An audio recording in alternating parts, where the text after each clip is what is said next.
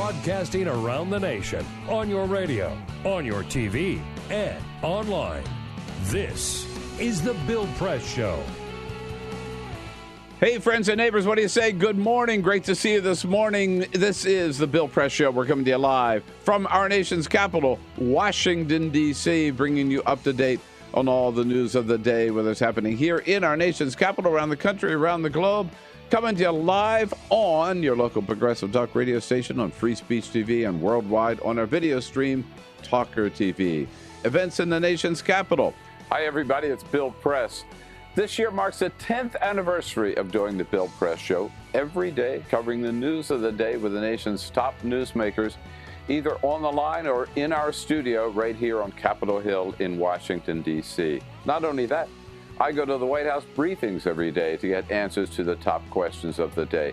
Bottom line, if it's happening in Washington, D.C., either at the White House or the Capitol, we are all over it. Every day, we welcome to our studio political leaders and reporters and labor leaders and newsmakers to help us understand the issues of the day.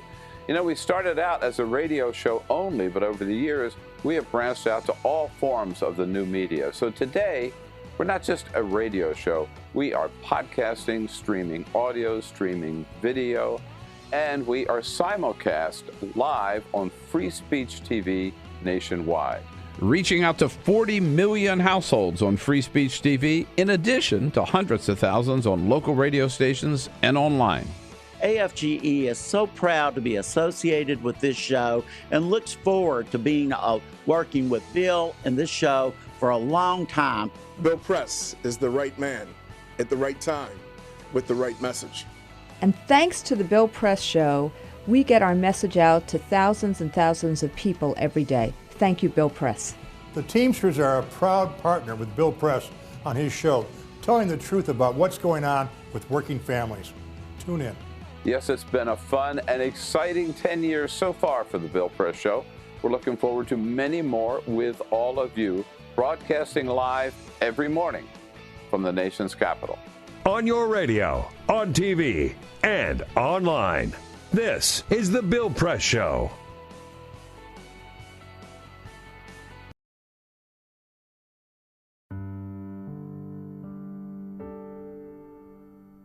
A few years ago, plastic bag waste in our city came to a tipping point.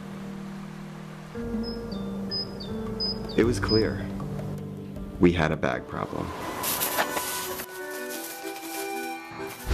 My department was tasked to reduce plastic bag consumption. We needed to come up with ways to change human behavior. So we asked ourselves, Would you like a bag? what do people really hate? Yep. Getting punched in the stomach. Preliminary studies showed that the consequences weren't severe enough to warrant behavioral change. Actually, can I get that double bagged? So we thought, what do people hate more than getting punched in the stomach? Kissing Helga. Big boy. People didn't find her so offensive after all, so we had to get creative. How many bags? Okay, now pour this ice water down your pants. We tried everything.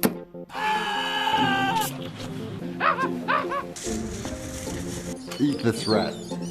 Defuse this bomb. Even fighting your clone. After blowing through millions of dollars of government funds on research, I came up with a brilliant idea.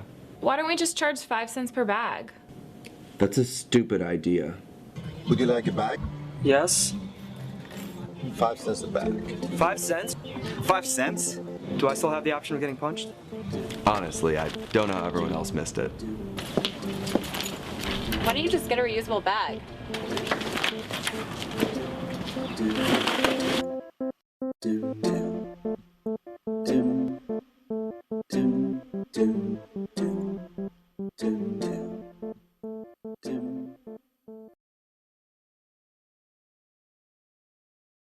The average text takes your eyes off the road for nearly 5 seconds. At highway speeds, that's enough time to travel the length of a football field.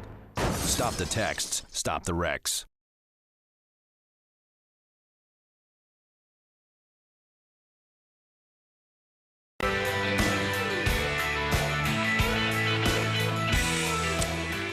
All right, are you ready? Here we go on a big Wednesday, December 23rd. How about it? Hey, 2 shopping days left till Christmas. This is it. Hope you're all ready for the big day. And this is our last day live here with you for this Christmas season until Monday. But we appreciate your joining the show. I look forward to hearing from you at 866-55-PRESS. Want to get your comments on Twitter at BP Show and on Facebook at facebook.com/BillPressShow on all the good stuff that we are talking about here on the Bill Press Show, coming to you live from our studio in Washington, D.C. President Obama still is enjoying his vacation with his family and a few friends thereabouts in Hawaii. Yesterday was a big hike with the First Lady and maybe then down some. We're not sure. They closed down early at the house, a little beach time and relaxed time. Meanwhile, for the candidates back here at home, no rest, no relaxation at all. They are all out on the campaign trail, getting in the last appearances they can before shutting down, let's hope, at least for Christmas Day. Bernie Sanders up in New Hampshire and then heading out to Iowa. Hillary Clinton in New Hampshire trying to ignore the nasty comments of Donald Trump about her bathroom habits. And meanwhile, on the Republican side, Ted Cruz closing in on Donald Trump. The latest Quinnipiac poll showed Donald Trump at 28 and Ted Cruz at 24. And even some of the right-wing talk show hosts like Rush Limbaugh and Mark Levin and Sean Hannity and Glenn Beck are saying, Trump, maybe we can't trust him. Maybe we ought to switch our allegiance to Ted Cruz. It's getting interesting. Talk about all of that here on today's show. Give us a call again at 866-55-PRESS. This is the Bill Press Show.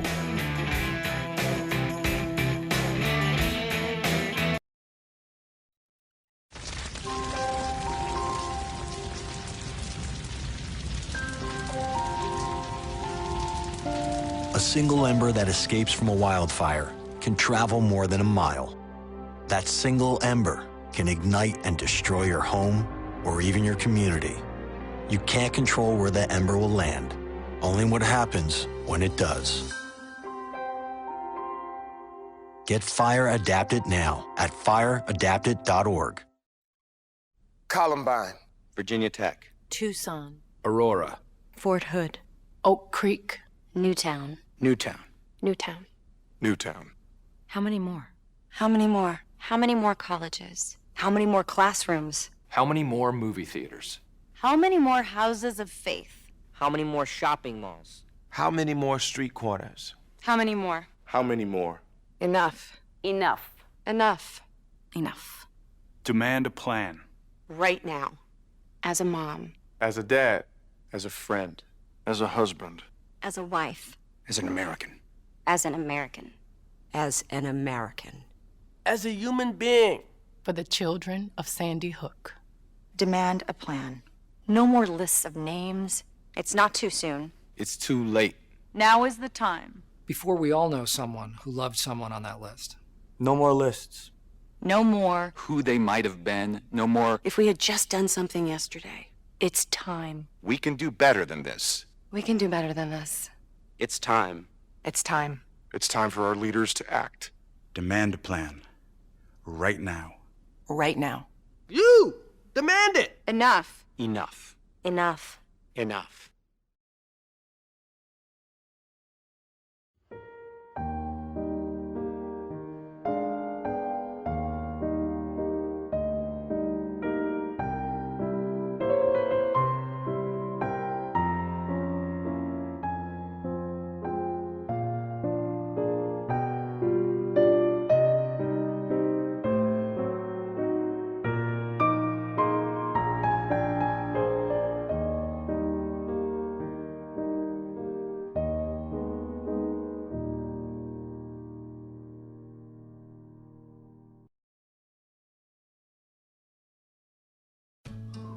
You wouldn't let money just blow out of your house.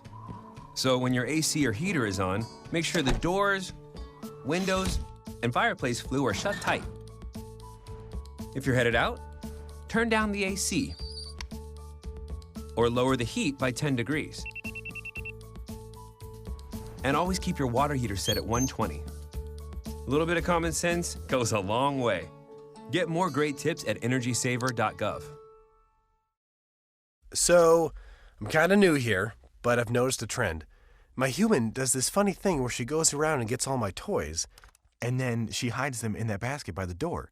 But it's always the same basket, and it's always in the same place. And then she acts so surprised when I find them, but, she's putting them in the same basket. Again. It's like, hello? That's where you put it last time. You were the worst at hide and go seek.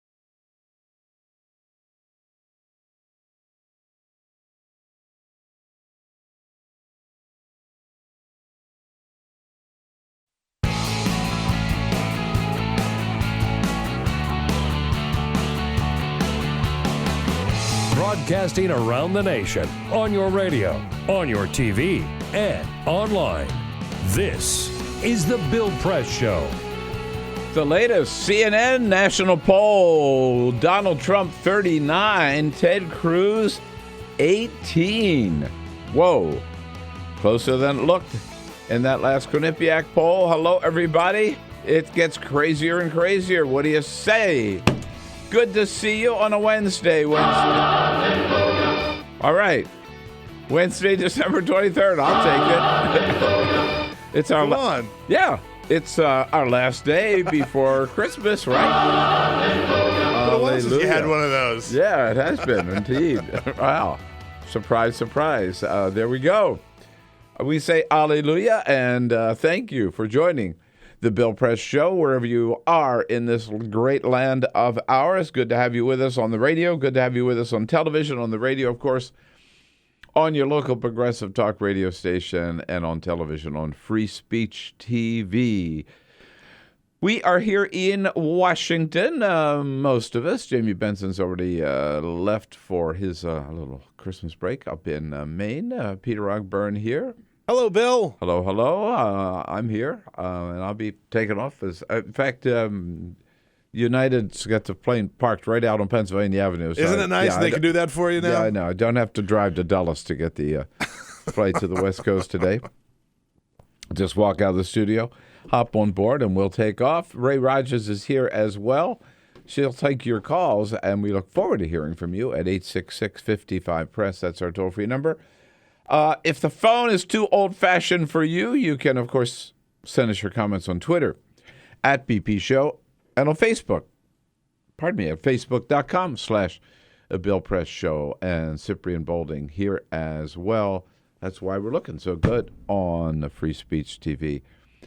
This morning, the holiday parties, they are taking place all over the land, just about winding down, and they have holiday parties just for the janitor staff, and then they also have them in the governor's offices, for example, and at the White House. So sometimes maybe our public officials should be a little more careful at these holiday parties, as we learned out in New Mexico, where Governor Susana Martinez had one hell of a holiday party. It got so loud and raucous that somebody called 911. That's a good party. That's a good party. And the cops came in to tone it down, whereupon the governor, after a little bit of sauce, it seems, calls 911 and tells them to call off the dogs. No necessity for your officers to be here. Okay. Thank you. You can call them off. Goodbye. It's not. It's not necessary. It's not necessary. Officers to be here. Right? Yeah. She is slurring her words so bad. She is so happy. The best word. I love that. Thank you. Yeah. Thank you. Yeah. This is not necessary for anybody to be here. It's just having a good time. Just trying to have a good time. Thank you. Thank you. Let's hear that again. She is so slosh. No necessity for your officers to be here. Okay. Thank Officer. You can call them off. Goodbye. Goodbye. Oh, that's so good. Ossifers. Yeah, officers. There's no reason to get upset about it. It's just having a good time. Hey, I don't see what the problem is. There it is. All right. Out in New Mexico, man, they know how to party. Yes, sir. Yeah, we know how to party here, too. With David Jackson from USA Today. Joins us just a little bit later. Clinton Yates, our good friend from the Washington Post, will be here. We'll have reporters along from Media Matters, from Politico, and from Daily Beast as well. And Donald Trump digs in even deeper. But first, this is the Full Court Press. Yes, indeed. Just a couple of other stories making news. Okay, so Forbes magazine has put out their list of the most overpaid actors in Hollywood. And by their criteria for this, overpaid. Yeah, they are all a little overpaid. The criteria they use here is who got paid the most money and then delivered the least, right? Number one on the list is Johnny Depp.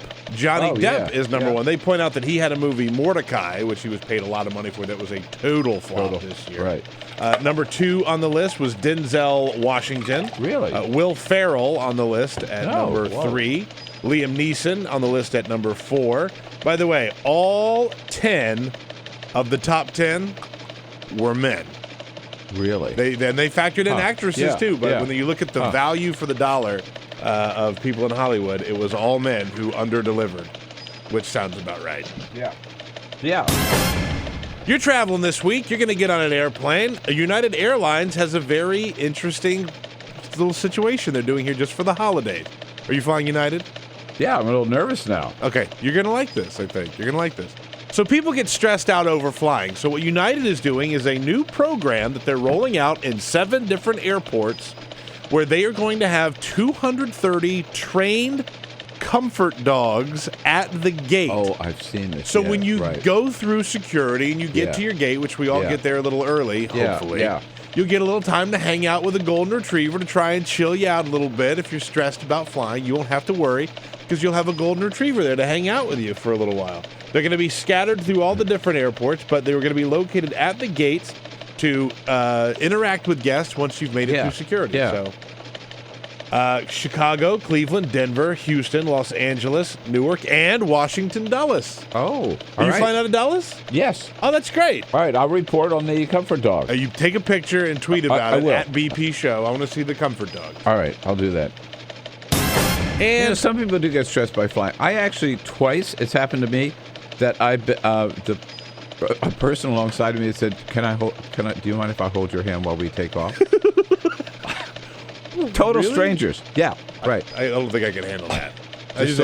I'm a very nervous flyer. Can I hold your hand while we take off? Yikes. Country music singer Kenny Rogers sat down for an interview with The Guardian to talk all about his career and his upcoming music. But, of course, everybody gets a question these days about how they feel about Donald Trump. Kenny Rogers says he admires Donald Trump. Quote, I love what he says.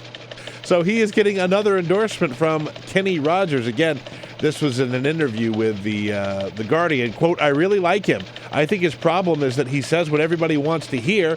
Sometimes he might not say it very well, but I love what he says. I have to admit it. Kenny Rogers in the camp. Oh, God. Donald Trump. There you go. I wonder whether he likes what Donald Trump says about women going to the bathroom. Hello, yeah.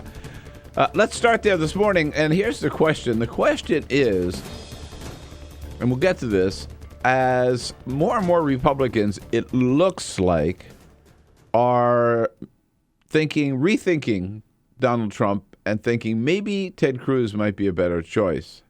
Is that really a step forward? I mean, is that really better for the Republican Party? Ted Cruz as a nominee rather than Donald Trump. 866-55-PRESS. Yeah, well, let's start with Donald because, his comments on the last debate have stirred up a lot of... First, we have to start with the premise, okay? I think we've known this. 2 things. That, number one, no matter... Just when you think you have reached the lowest level of the Trump cesspool, we're reminded once again, Donald Trump can sink us even lower. Right, so there's no bottom to the Donald Trump cesspool. Number one, and number two, that doesn't matter because there is nothing he can say Nothing he can say that's going to stop his momentum. He can say anything he wants and get away with. We know that. Okay. So given that, Donald Trump's comments on the last debate, watching what he saw of the Democratic debate, had to do with the fact, as we know, that Hillary had gone to the bathroom.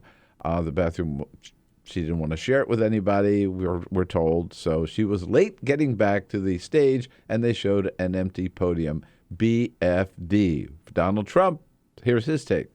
I know where she went. It's disgusting. I don't want to talk about it. No, it's too disgusting. Don't say it. It's disgusting. Let's not do it. We want to be very, very straight up, okay? Yeah, right. As Bernie Sanders says, oh, gee, right? Big discovery on the part of Donald Trump. Donald Trump is very upset. It's very hard for him to deal with. I don't know what his relationship with women has been in his life, but he has discovered that women go to the bathroom.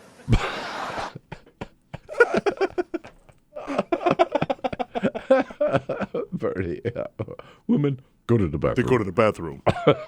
Right. And then Donald Trump says, this is just shows, he carries on, same breath. He's obviously not talking from prepared remarks. It's just off the cuff. He's just rambling. And he goes on about the fact that this proves that Hillary's just a loser.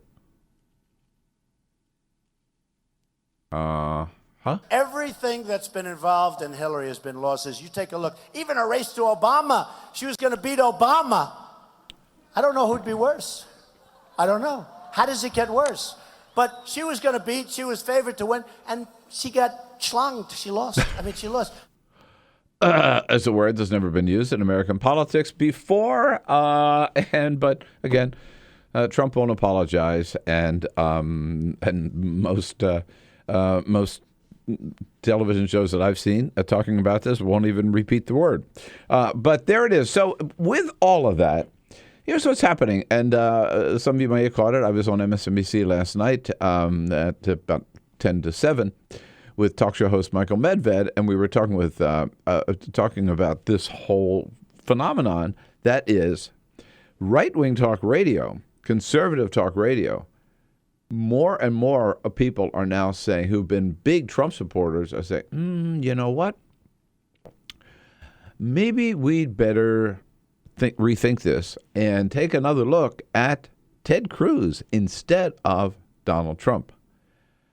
And that was reflected certainly in that Quinnipiac poll that showed that Trump now with 28 and Ted Cruz at 24. Not so much in the CNN's poll this morning, which showed Trump at 39 and Cruz at 18. But at any rate, Cruz is second place, taking over Ben Carson's role there, and certainly is outpacing Marco Rubio. What's that? So you've heard Glenn Beck, Rush Limbaugh, Mark Levin, all saying nice things now about Ted Cruz. Now, for one thing, when Donald Trump called Ted Cruz a maniac, they didn't like that. He's beating up on one of their favorite conservatives. But there are two other things going on, I think. One is that more and more Republicans recognize that with Donald Trump at the top of the ticket, it could be a total wipeout. Republicans lose not only the White House, but the House, as far-fetched as that may seem. They could lose the House and the Senate. They recognize that, and they're saying, are we really, really, really want to throw everything away just to have this madman at the top of the ticket? Maybe not, number one. Number two, more and more Republicans are realizing, in terms of as a conservative, they can't really trust Donald Trump. Nobody knows kind of where he is on the issues. In fact, he's all over the place on the issues. I wrote my column about this last week. Donald Trump is single payer. Good for him. Donald Trump, remember in the last debate, he said, we wasted that $4 or $5 trillion that we spent in Iraq and Afghanistan. We should have spent it here on home, creating jobs, repairing our infrastructure, rebuilding our parks, rebuilding our schools and our hospitals. Sounds like a Democrat.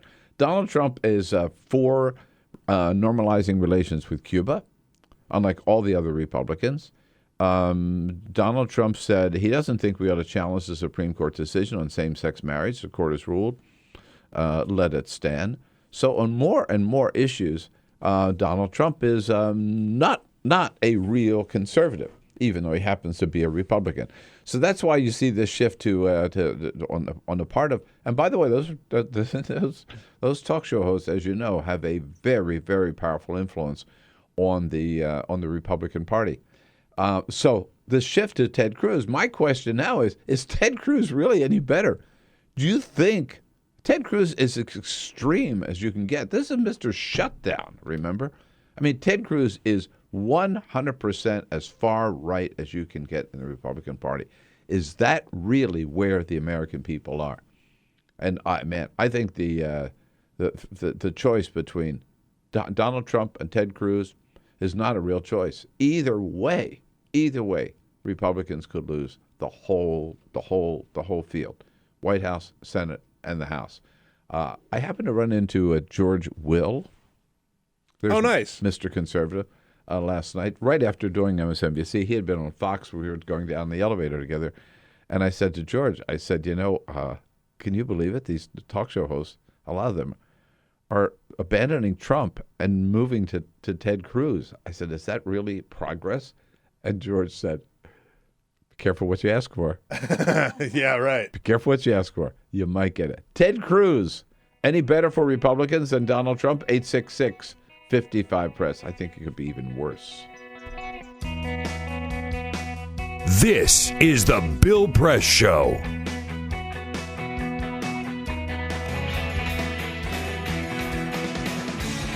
This is my computer. This is your computer. Let's go on the internet. Let's go. Click it. Yes. Okay. I cursor in between the R and the E. If I see dot, I want you to just push the period. She's gonna love me all over again. That's it. Jamaica, here you come. Here we go. Good job. Thank you. Thank you. And I did it by myself. Feel smarter. So, I'm kind of new here, but I've noticed a trend. My human does this funny thing where she goes around and gets all my toys, and then she hides them in that basket by the door. But it's always the same basket, and it's always in the same place.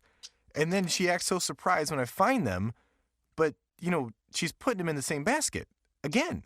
It's like, hello, that's where you put it last time. You were the worst at hide and go seek.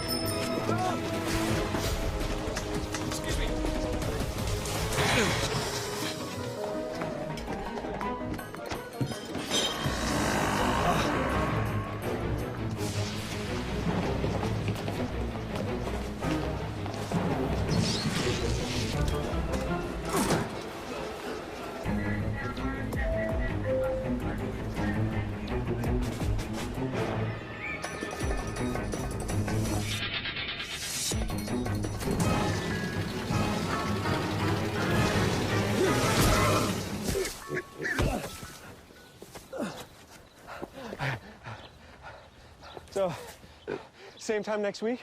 Well, of course. Put away a few bucks, feel like $1 million. For free tips to help you save, go to Feed the Pig.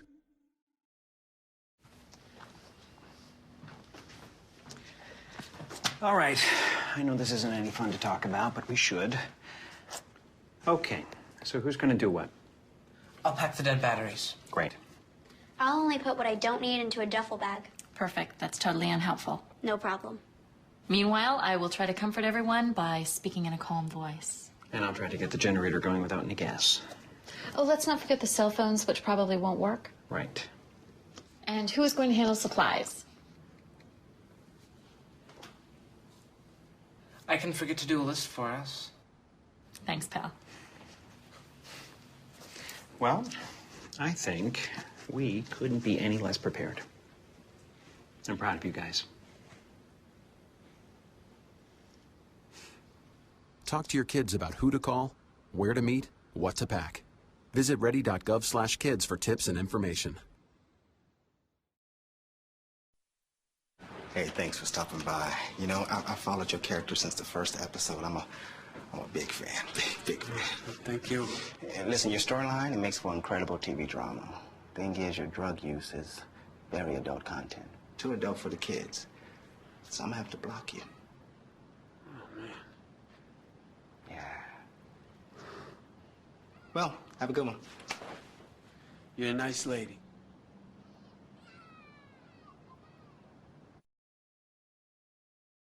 /kids for tips and information. A public service announcement brought to you by FEMA and the Ad Council.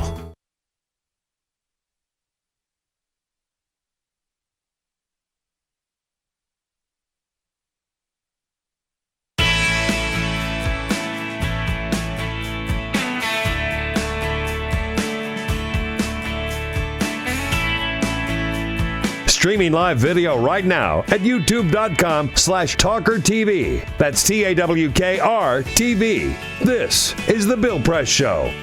26 minutes after the hour here on Wednesday, December 23rd. David Jackson from USA Today joining us a little bit later in this hour from the White House. He is not on Hawaii duty. He is still here on the home front. Yesterday, December 22nd, was Ted Cruz's birthday. Yeah, 45. And Ted Cruz got... Happy birthday. Very nice. George popping up here. Ted Cruz got a nice little birthday present from some of the leading conservative talk show hosts who are kind of switching their allegiance and their support. They haven't given up on Trump. They're not dumping on Trump. They're just saying that they think Trump, for a couple of reasons I mentioned, might not be the best choice. So let's go with Ted Cruz. Question, does that really improve chances anymore for the Republicans? I think they lose everything with Ted Cruz as well. America is not that extreme. Pete is calling from down in great state of Arkansas. Hello, Pete. Hey, how are you doing? All right. What do you think? Man, I think he reminds me of Pee Wee Herman. He would turn the White House into Pee Wee's Playhouse, man. He just really, he's all that, you know. He just doesn't have it, man. He really doesn't. Well, you know, I've heard him compared to people say he looks like the former Senator Joe McCarthy from Wisconsin. I never ever heard him compared to Pee Wee Herman. Pretty good. But that's pretty good look. No, that's pretty good. I agree with you. Yeah, we'll have to. Well, somebody ought to put up their pictures side by side, Peter. Huh? Yeah, all right? that'll work. That'll work. All right. Hey, thanks, Pete. Good to hear from you. More calls coming up here. Donald Trump, Ted Cruz. I'll tell you what I think, and I said this on MSNBC last night. I think it means I think they're going to realize Ted Cruz is too extreme too, and in the end, it's going to be neither Trump nor Cruz. You heard it here first. It's going to be the nominee, Marco Rubio, Chris Christie, or even Jeb Bush. You tell me what you think. 866-55-PRESS.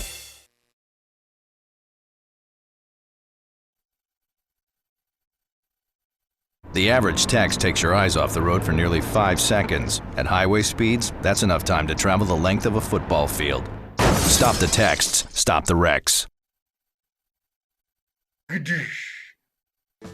Before now, it's been difficult for criminals like us to know which states have loose gun laws. How would a criminal like me know which states permit me to carry loaded guns in their amusement parks, golf courses, or beaches? I have some violent friends.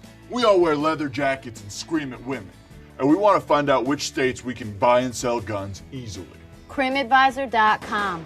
That's the site to find out where it's easiest for felons and fugitives to buy, carry, and even traffic guns. That's why I love Arizona, where I can go see the beautiful Grand Canyon and carry a loaded gun without even having to get a background check. You would fail that background check. I'm sure of it. Now, what about a road trip? What states can I go to fill my trunk with guns and take it back home for my even more dangerous friends? CrimAdvisor has a list for that. That's so unreasonable. Our traffickers' top 10. Nevada. What happens in Vegas may have to stay in Vegas, but your guns don't, Bring them over to California and sell them. The market up there is hungry for guns. I understand that crimadvisor.com will tell me which states really cater to us criminals and creeps, but what about the states where we're not so welcome? The ones that don't get us? I don't even like saying the name of these states, but California, Connecticut, Maryland, and New York all have laws to keep guns out of the hands of people like us. I want to shoot California so bad. Boo, California. Boo, go home. Wow. crimadvisor.com has all this information? Sure does. crimadvisor.com. Plan your perfect getaway. Oh, like TripAdvisor. Oh.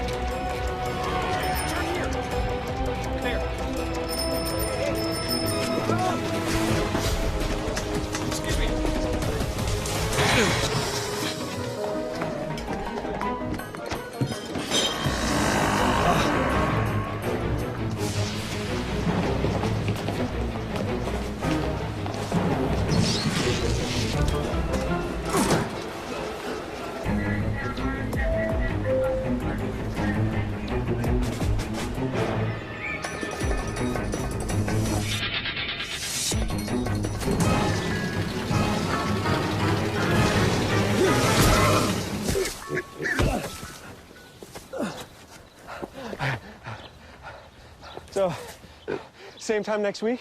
Well, of course. Put away a few bucks, feel like $1 million. For free tips to help you save, go to Feed the Pig.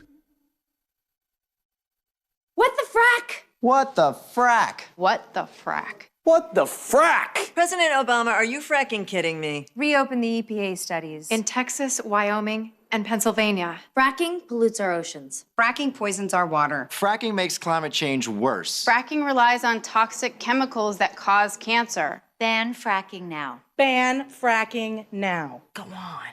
Ban it. Ban fracking now. Please.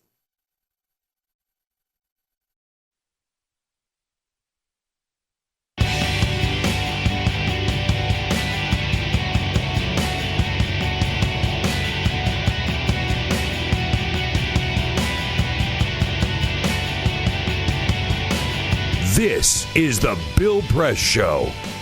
Okay, at 33 minutes after the hour, it is the Bill Press Show coming to you live again from Washington, D.C., our nation's capital. Our studio right here on Capitol Hill in a kind of a ghost town today these days, with the president out in Hawaii, Vice President Biden up in Wilmington, Delaware, members of the House and the Senate, God knows where they are. On the planet, and a lot of other people out of town, including our own Jamie Benson. But we've got the ground covered here, bringing you up to date on what the latest news is from Washington, D.C., around the country and around the globe. And looking forward to hearing from you at 866-55-PRESS. You're talking now and looking for your comments on this, what looks like is the inevitable battle between Donald Trump and Ted Cruz for the top of the ticket. Ted Cruz closing in on Donald Trump. And, of course, so far, Ted Cruz has refrained and resisted all temptations for criticizing Donald Trump. He's the only one of the Republican candidates not to do so. We'll be right back to that in just a second. I want you to know we're brought to you today by the United Steelworkers and their international president, Leo Gerard. The United Steelworkers, North America's largest industrial union, representing over 1.2 million and active and retired members, and their website. You can check out their good work at usw.org. We are reminded that there is a Democratic primary still going on Hillary Clinton was out yesterday. She has refrained from responding to Donald Trump's schlong comments or his comments about her going to the bathroom.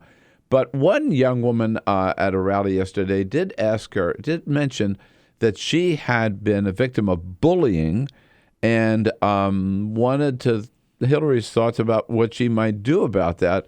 Hillary kind of made the connection between what had happened to this young woman and what has happened over and over in her political career to her. That's why it's important to stand up to bullies wherever they are, and why we shouldn't let anybody bully his way into the presidency.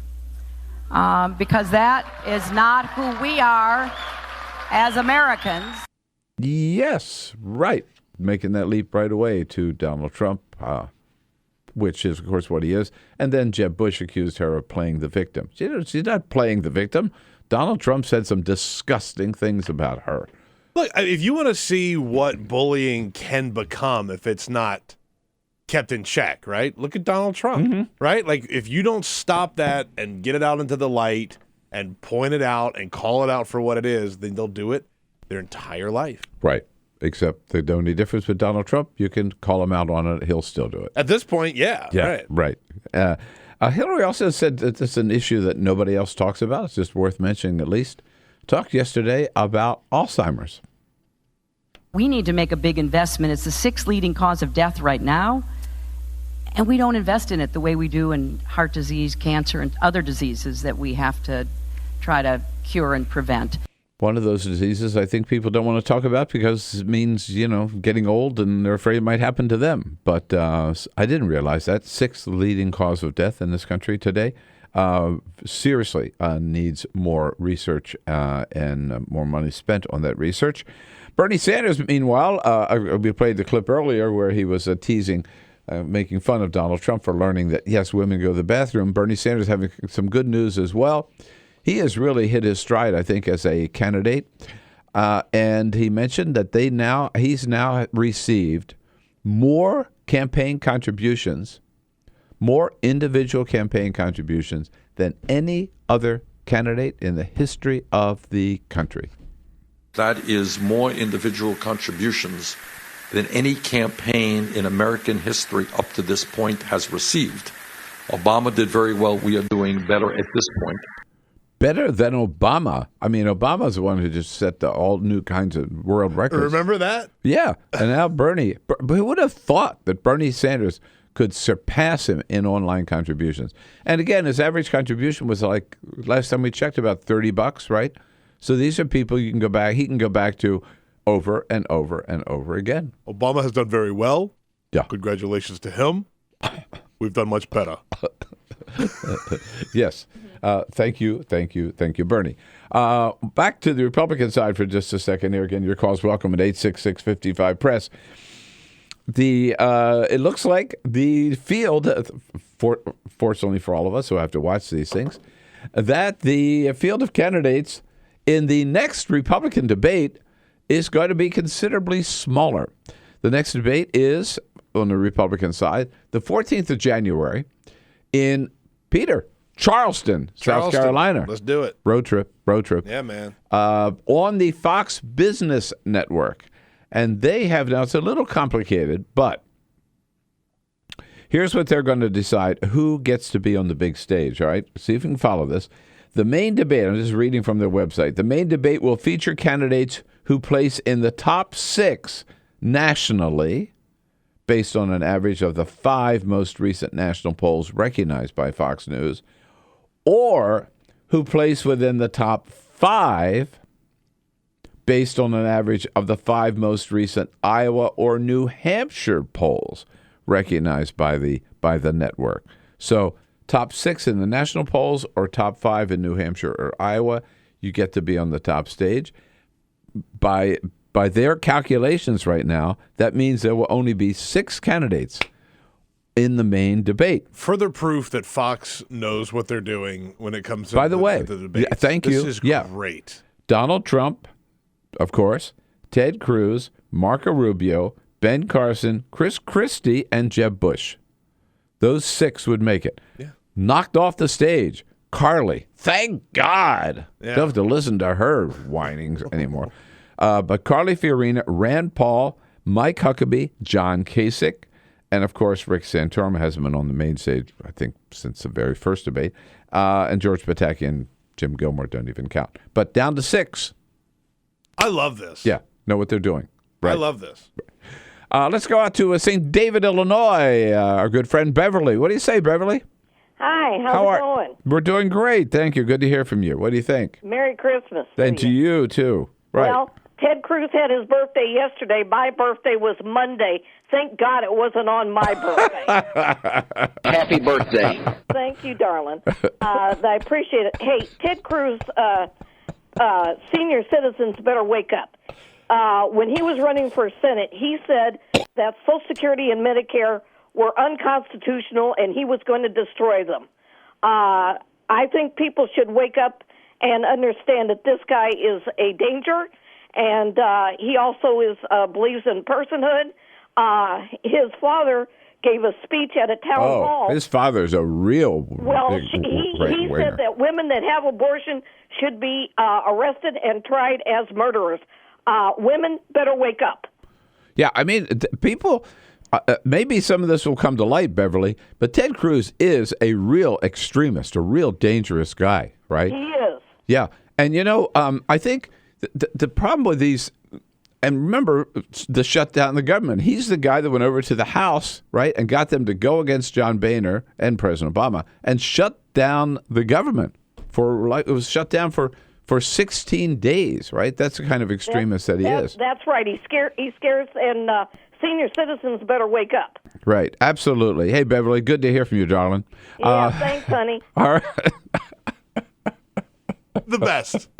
The best. The best. Merry Christmas Beverly. Merry Christmas to Beverly. But you see, I think the point is, and Beverly points it out, that these people who are supporting Ted Cruz, they are Tea Party Republicans. They don't want to win so much as they want to make a point. These are the same people who voted to repeal Obamacare 61 times so far.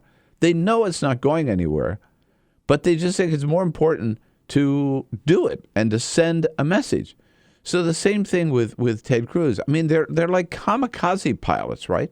They would seriously go down in flames with Ted Cruz rather than admit that the American people are just not that extreme and come up with a more reasonable candidate. I mean, they don't have to abandon their conservatism, but just get somebody who is more in line with mainstream America. Ted Cruz is not.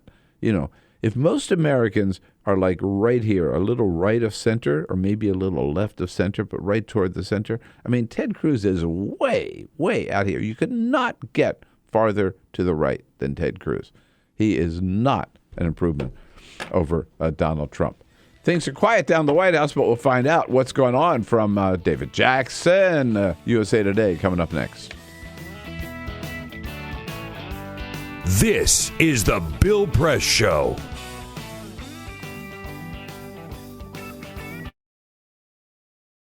It is possible to read the history of this country as one long struggle to extend the liberties established in our Constitution to everyone in America. In other words, who, according to our laws and culture, gets to be considered a person? The law creates legal personhood, and movements create law and change culture. So, how have the courts passed laws to shape our culture? That history goes way back before Citizens United. 1819, Dartmouth College versus Woodward, Supreme Court case, turned a corporate charter from a government-granted charter to a contract. This ruling gave corporations standing within the Constitution. 1886, Santa Clara County versus Southern Pacific Railroad. Though the court did not rule on corporate personhood, the decision was subsequently cited as a precedent to hold that a private corporation is entitled to the same 14th Amendment rights of due process and equal protection as human beings. This makes it impossible for us to make laws that treat local businesses any differently than giant multinational corporations, even if their business practices are deemed to be harmful to workers, the environment and communities, or if they have a history of violating the law. Hale versus Henkel, 1906.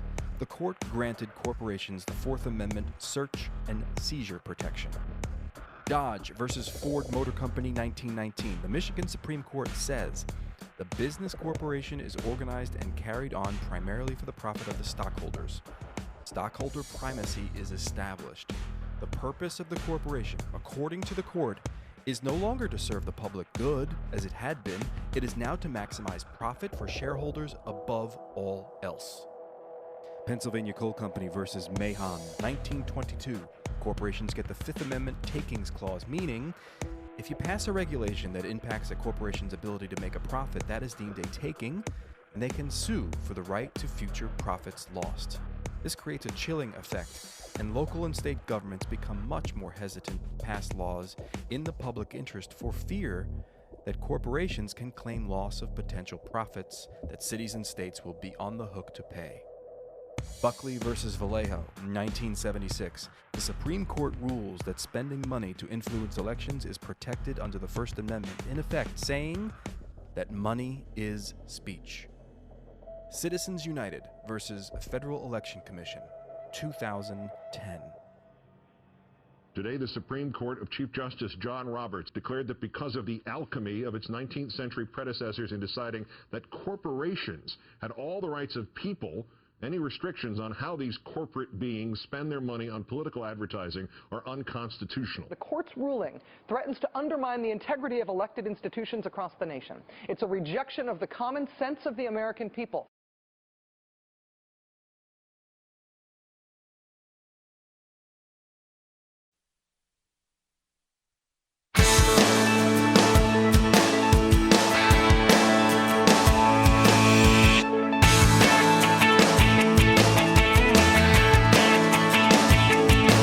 On your radio, on TV, and online.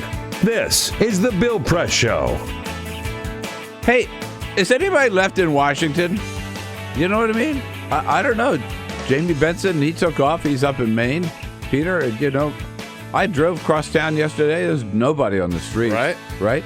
Presidents in Hawaii. Vice presidents in Wilmington, Delaware, members of the House and Senate, God knows where. Not even David Jackson. He's not in town. He's down in South Carolina, home state. Hello, David. Hello, Bill. Why would anyone want to stay in Washington, D.C. during Christmas? Well, because it's 75 degrees. Oh, that's right. Yeah, it's warmer there than it is here. It's warm here. Well, good to catch up with you. How you doing? You down there for the holidays? Pretty much down here for the holidays. Been talking to some people and a little bit of politics, but mostly just hanging out. Yeah. What's the word about Lindsey Graham? No one was surprised. He had to decide this week whether to continue campaigning or be on the ballot. And I think he felt like he didn't want to be on the. He didn't want to commit himself to the ballot for the South Carolina primary in February because he was going to get a very low total. So he went ahead and pulled the plug this week. Yeah, that would have been. But I also think there's a lot of pressure on a lot of these candidates to pull out and try to narrow the field heading into voting time. Yeah, I was just going to ask you about that. I mean, but for Lindsey, he would have been embarrassed in South Carolina, right? I mean, right, well, he wouldn't have done very well. Let's put it that way. He might have had trouble even getting 10% if push had come to shove. So yeah, he certainly wasn't going to win. He probably wasn't even going to finish in the top three. But just if you just do the math, right? I mean, if they're ever going to overtake Trump, or they've got to join forces, don't they? I mean, exactly, very much so, and not just Trump now, but talking to some Republicans. Trump's the favorite in right now. But Ted Cruz is doing very well too. So the establishment feels like it's kind of getting out of control here a little bit. I mean, there's a little more sympathy for Cruz than for Trump, but there's a lot of anxiety, at least among the Republicans I know in South Carolina, about how this thing's heading out. Well, so I heard somebody say it last night. I was on MSNBC, and somebody said, well, and on the show before I was on, they were talking about it, and they said, well, the Trump is so kind of unpredictable or dangerous or whatever that the establishment would be happy to see Ted Cruz take over. And I was thinking, no, they wouldn't. The establishment hates Ted Cruz, right? Well, if that was the choice, I think they'd probably take Ted Cruz. But yes. They don't like that. But the Cruz thing's more of a personal thing. I think with Trump, they feel like it would create a lot more problems. But they really don't want either one of them. But so the question, that was the choice they take. Well, the question is, if it's neither Trump nor Cruz, then it's Rubio, Christie, Jeb Bush. What do you think? Yeah, those Those are the ones people are looking at, but no one seems to want to coalesce on either one of those. I think in South Carolina, I think they're waiting to see how the field fares in Iowa and New Hampshire and winnows out a little bit. I think there's a lot of sympathy for Rubio, but people wonder if he can make it. And I mean, Bush, Christie, and Kasich. I mean, that little trio. A lot of people feel like two of those guys won't make it here, and then they'll decide. Yeah. The craziest scenario that I've heard, David, is that some people say, well, we're going to have a brokered convention, and it will be none of the above, and they'll turn to, like, Paul Ryan. No, it's going to be one of the guys who's already signed up. There may be a brokered convention, but they'll just decide among the existing candidates. I mean, I think I start hearing a lot of pairings. I mean, when I've been down here, a lot of people are talking about the Rubio-Kasich ticket would be great. So you might see a situation where they try to put together a team that could somehow survive and overcome Trump. But I don't think it's going to be any white knight from the outside coming in. It's going to be one of the folks who's already running. And speaking of Trump, his bathroom comments about Hillary don't hurt him at all, right? I think they hurt him with a certain number of independents. I think they'd certainly hurt him in a general election context, but in the primary context, maybe not. I mean, there's an awful lot of dislike out there for Obama and Clinton. So, right. No, probably not. I do think it raised people's eyebrows. I must confess. I mean, the more this keeps on, there's kind of a grinding effect, if you will. I think the more and more of these kind of things happen, the more and more people are going to wonder whether they should follow through with the Trump vote. All right. So for all of you watching last Friday, when the president gave his end of the year news conference, you know that first of all, he did not go to AP, which is unusual for his first question. He went to Reuters. And question number 2 goes to our own buddy here, David Jackson of USA Today, stepping up to the plate here, asking the president about Gitmo. What'd you find out? But he thinks he's got the legal authority to close it on his own. I mean, he didn't say that, but it was certainly the implication. And I know a lot of his aides believe that as well, which is why I asked the question. I've been asking an awful lot of people about that. They're still developing a plan for Guantanamo Bay. I think they were going to release it last month, but after the Paris attack, we thought so, right? It wasn't the greatest political time to do something on Guantanamo Bay. I do think you'll see it in January or February, perhaps during the primaries. The administration will roll out another plan. It's going to be very similar to what they're already doing in terms of closing Gitmo and getting out those 100 or so prisoners who are still left. But if Congress balks, which they've continued to do, and they'd likely to do because it's an election year, if Congress refuses to move any detainees in the United States, there's a feeling in the White House that the president can just do it on his own and dare Congress to somehow oppose it. If he can do it on his own, why didn't he do it before this? Well, I think he did want congressional sanction. It would be a lot easier for a lot of reasons. He wanted other countries to take some of these prisoners. So I think he really wanted to do it the traditional way, if you will. But he's really determined to want to close that prison before the end of the year. So I think he would consider just acting on his own and accept the consequences. I really think that's an option for him right now. Now, as I say, he didn't say that, but I pressed him on it with a couple of follows up, and he didn't really answer it, which to me was answering the question. But yes, he does feel like he has the legal authority to do it. Right. His position now is he wants Congress to act on his plan, and if they don't, we'll see. And he wants to get the number down below 100, right? Where then at that point, I think he will do that on his own. In fact, I have to say, I ran into Craig the other night at a party, who was the first White House counsel so everybody knows. I know you know that, David. And who was the man who came up with the plan to close Guantanamo within 1 year and had the president announce that. And Greg said to me, he said, I think now we're going to win because now it's become an economic issue. If you get it below 100, then you just can't justify the cost of keeping that prison open.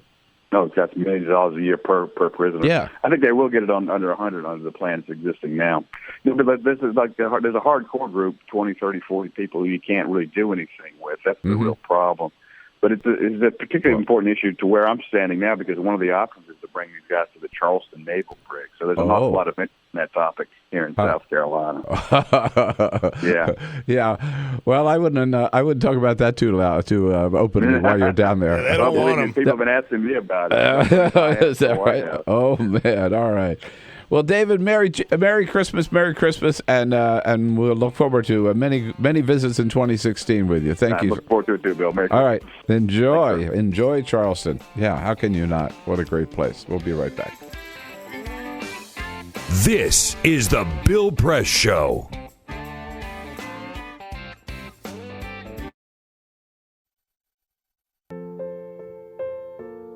This is why you took a second job. taught yourself how to fix the plumbing. While you'll do whatever it takes to keep your home. And that is why we want to help. We are making home affordable, a free government resource that can make paying the mortgage easier. Call 888-995-HOPE today.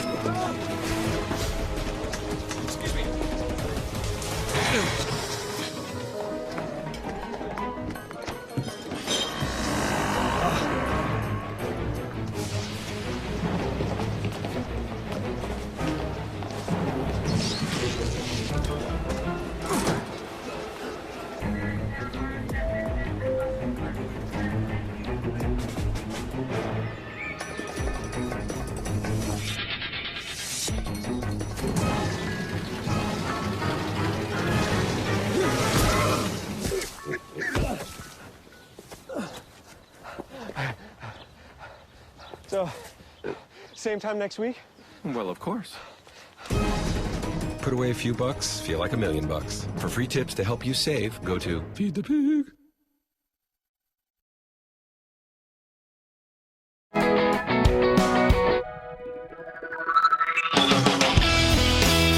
Yes, indeed. At the top of the next hour, Katie Sullivan joins us from Media Matters for America, and then Aswin Subsang here from the Daily Beast. In our third hour together today, Clinton Yates will be here from the Washington Post and Ben Schreckinger from Politico. We got a jam-packed, very exciting program here for this 23rd of December. Good to have you on board. Don't forget your ticket to get your comments on the air, 866-55-PRESS. That's our toll-free number. Back with Media Matters. This is the Bill Press Show.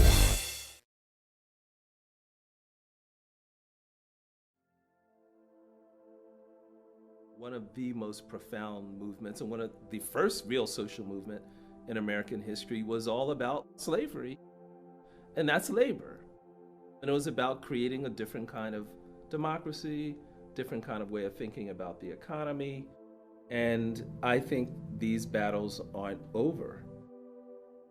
The African American portion of American wealth as a whole is 3% today. And the last time it was 3% was in 1868, 3 years after slavery.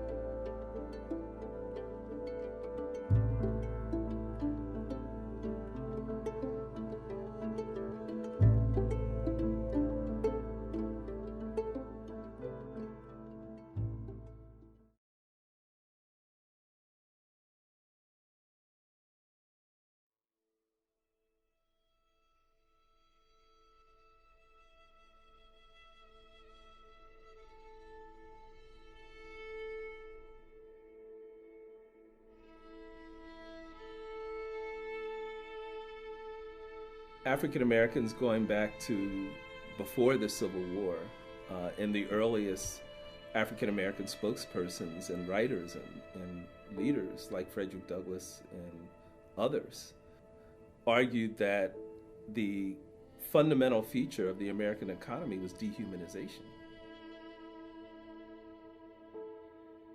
And they also argued that you can't have a democratic constitution and an economic system that degrades and exploits people.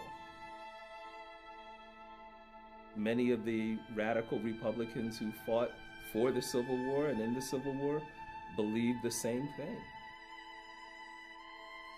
I think the true intent of the 13th Amendment wasn't just to eliminate chattel slavery.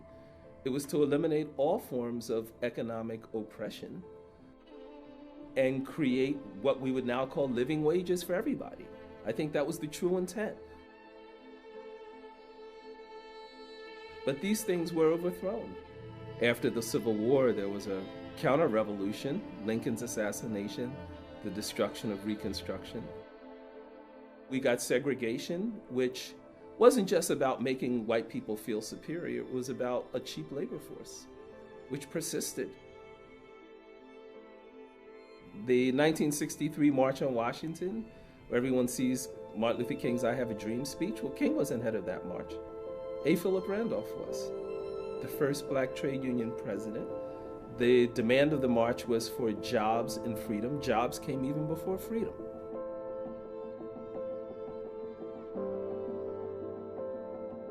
That sort of dream of a new kind of economy was tightly connected with thinking about voting rights and a new kind of politics.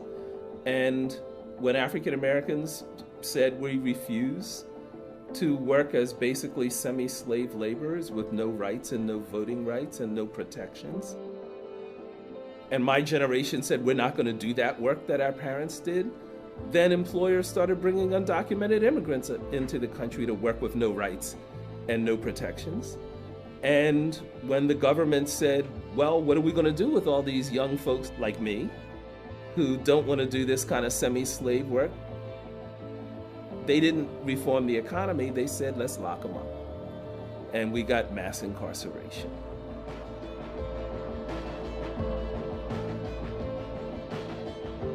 And so I think all of these things are related to our history. All of these things are part of the challenge of changing the system, and the system connects these things.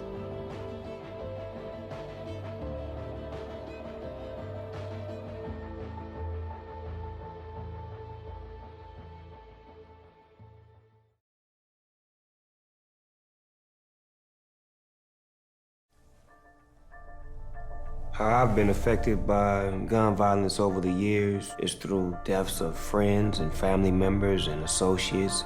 When I was 5 years old, I was held at gunpoint in a home invasion.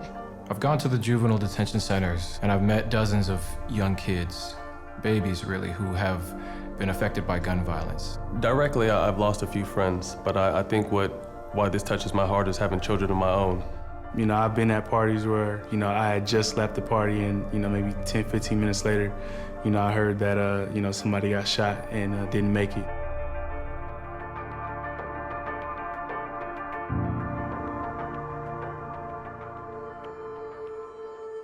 There are a lot of people benefiting off of our pain, and it's time we do something. I'm here to unload my investment because I think that it's important that we start kind of seeing where our money is going. It's time to go to your financial advisor and demand that there are no gun investments in your 401k. Even if you don't have investments, you can still help spread the word. This is something everyone can do. So if you push your people that have 401ks, it might be your grandma, it might be your cousin, this effort can make a big impact. I'm unloading for my loved ones that I lost. I'm unloading for my 18-year-old self. I'm unloading my 401k for the future of my children. I'm unloading. I'm unloading for my family and their future. I'm unloading so that my daughter can grow up in a safe, loving world. Unload and join the movement. Use hashtag I'm unloading to pledge your support for gun-free investing.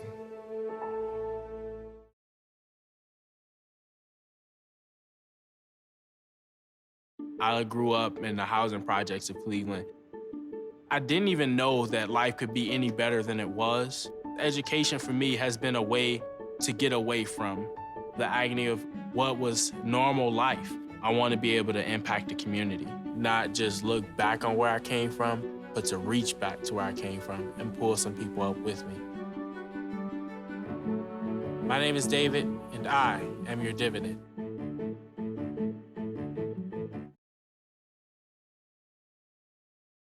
The average text takes your eyes off the road for nearly 5 seconds. At highway speeds, that's enough time to travel the length of a football field.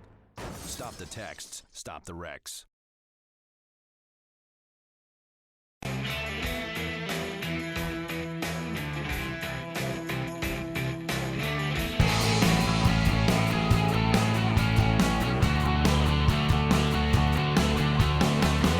Broadcasting around the nation, on your radio, on your TV, and online. This is The Bill Press Show. And no matter what he says, it doesn't seem to hurt him. The latest CNN poll shows Donald Trump still way up, 39 over Ted Cruz at 18%. Hey, hello, everybody. What do you say? It's Wednesday, December 23rd. Good to see you today. Thank you for joining us here on The Bill Press Show, as we boom out to you live, coast to coast, from our studio on Capitol Hill in Washington, D.C. Wherever you are in this great land of ours, we are there with you on the radio, on your local progressive talk radio station, on those two great radio apps. Check them out, TuneIn or iHeartRadio. They're both free. Download them. Follow us on the radio wherever you go. And we're also there with you on television, on Free Speech TV, on DirecTV. Good to have you with us, and we look forward to hearing from you, your comments on the news of the day at 866-55-PRESS, or get your comments or send your comments in on Twitter at BP Show, or on Facebook at facebook.com/BillPressShow. You have heard me say many, many times, I remember the day when we were on the left at a great, great disadvantage, because the right wing had all of their media watchdogs, and they were always on the attack, and we had nobody on our side to keep track of the lies on and expose the lies of the right wing. Well, now we do, and we have had for maybe the last 10 years now already. It's called Media Matters for America, and here from Media Matters today, research coordinator Katie Sullivan. Hey, Katie, nice to see you. Hi, thanks for having me. Thanks for coming in. Best to all of our friends at Media Matters. I'll pass it along. Starting with Mr. Brock, David Brock, the founder. And you join our team here, Peter Ogburn. Hey. With Jamie Benson. He's already flown the coop here for the holidays. Ray Rogers is here to take your calls at 866-55-PRESS, and Cyprian Bolding, our videographer, keeping us looking good on Free Speech TV with the lights and the cameras already rolling. So, you know, Katie, we have been told that we're making a lot of progress in Iraq, right? Things are getting settled down over there, and they're getting back to, well, I wouldn't say normal life, but better than things were. And the State Department told us yesterday that one of the signs that things are getting back to normal in Iraq is that they actually had the Miss Iraq pageant. Talk about sexist comments, which we're going to be talking about. Here is the State Department spokesperson, Elizabeth Trudeau, saying what a great thing this is. We welcome the opening of society and women, of course, as a full and equal partner in society. We welcome that everywhere in the world. I don't know, Peter. Come on. Yeah, right. Full and equal partners. Right. We can throw them up there like pieces of meat to gawk at them now.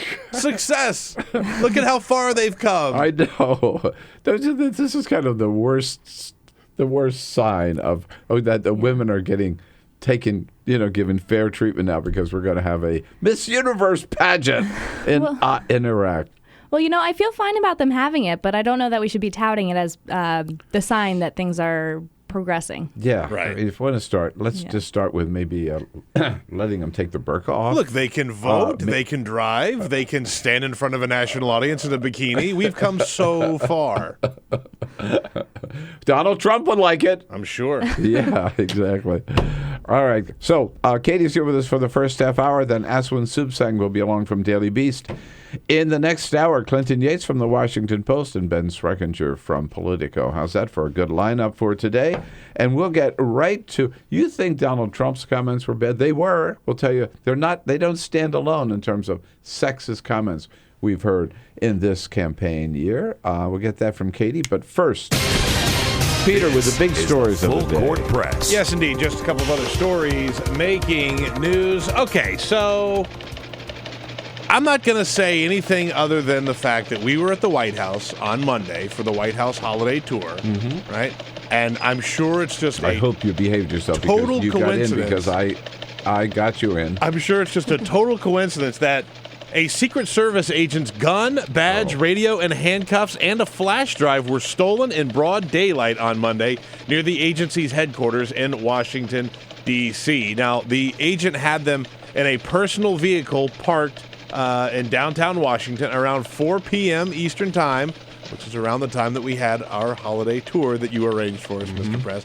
Now, it's curious that Jamie isn't here today because, he might have known I was doing this story. But no word yet on who took it, and they have not been found yet, so... It's his gun, too, right? Badge? Yeah, it was gun, badge, radio, handcuffs, and a flash drive. Oh, God. Not good news. Not good news.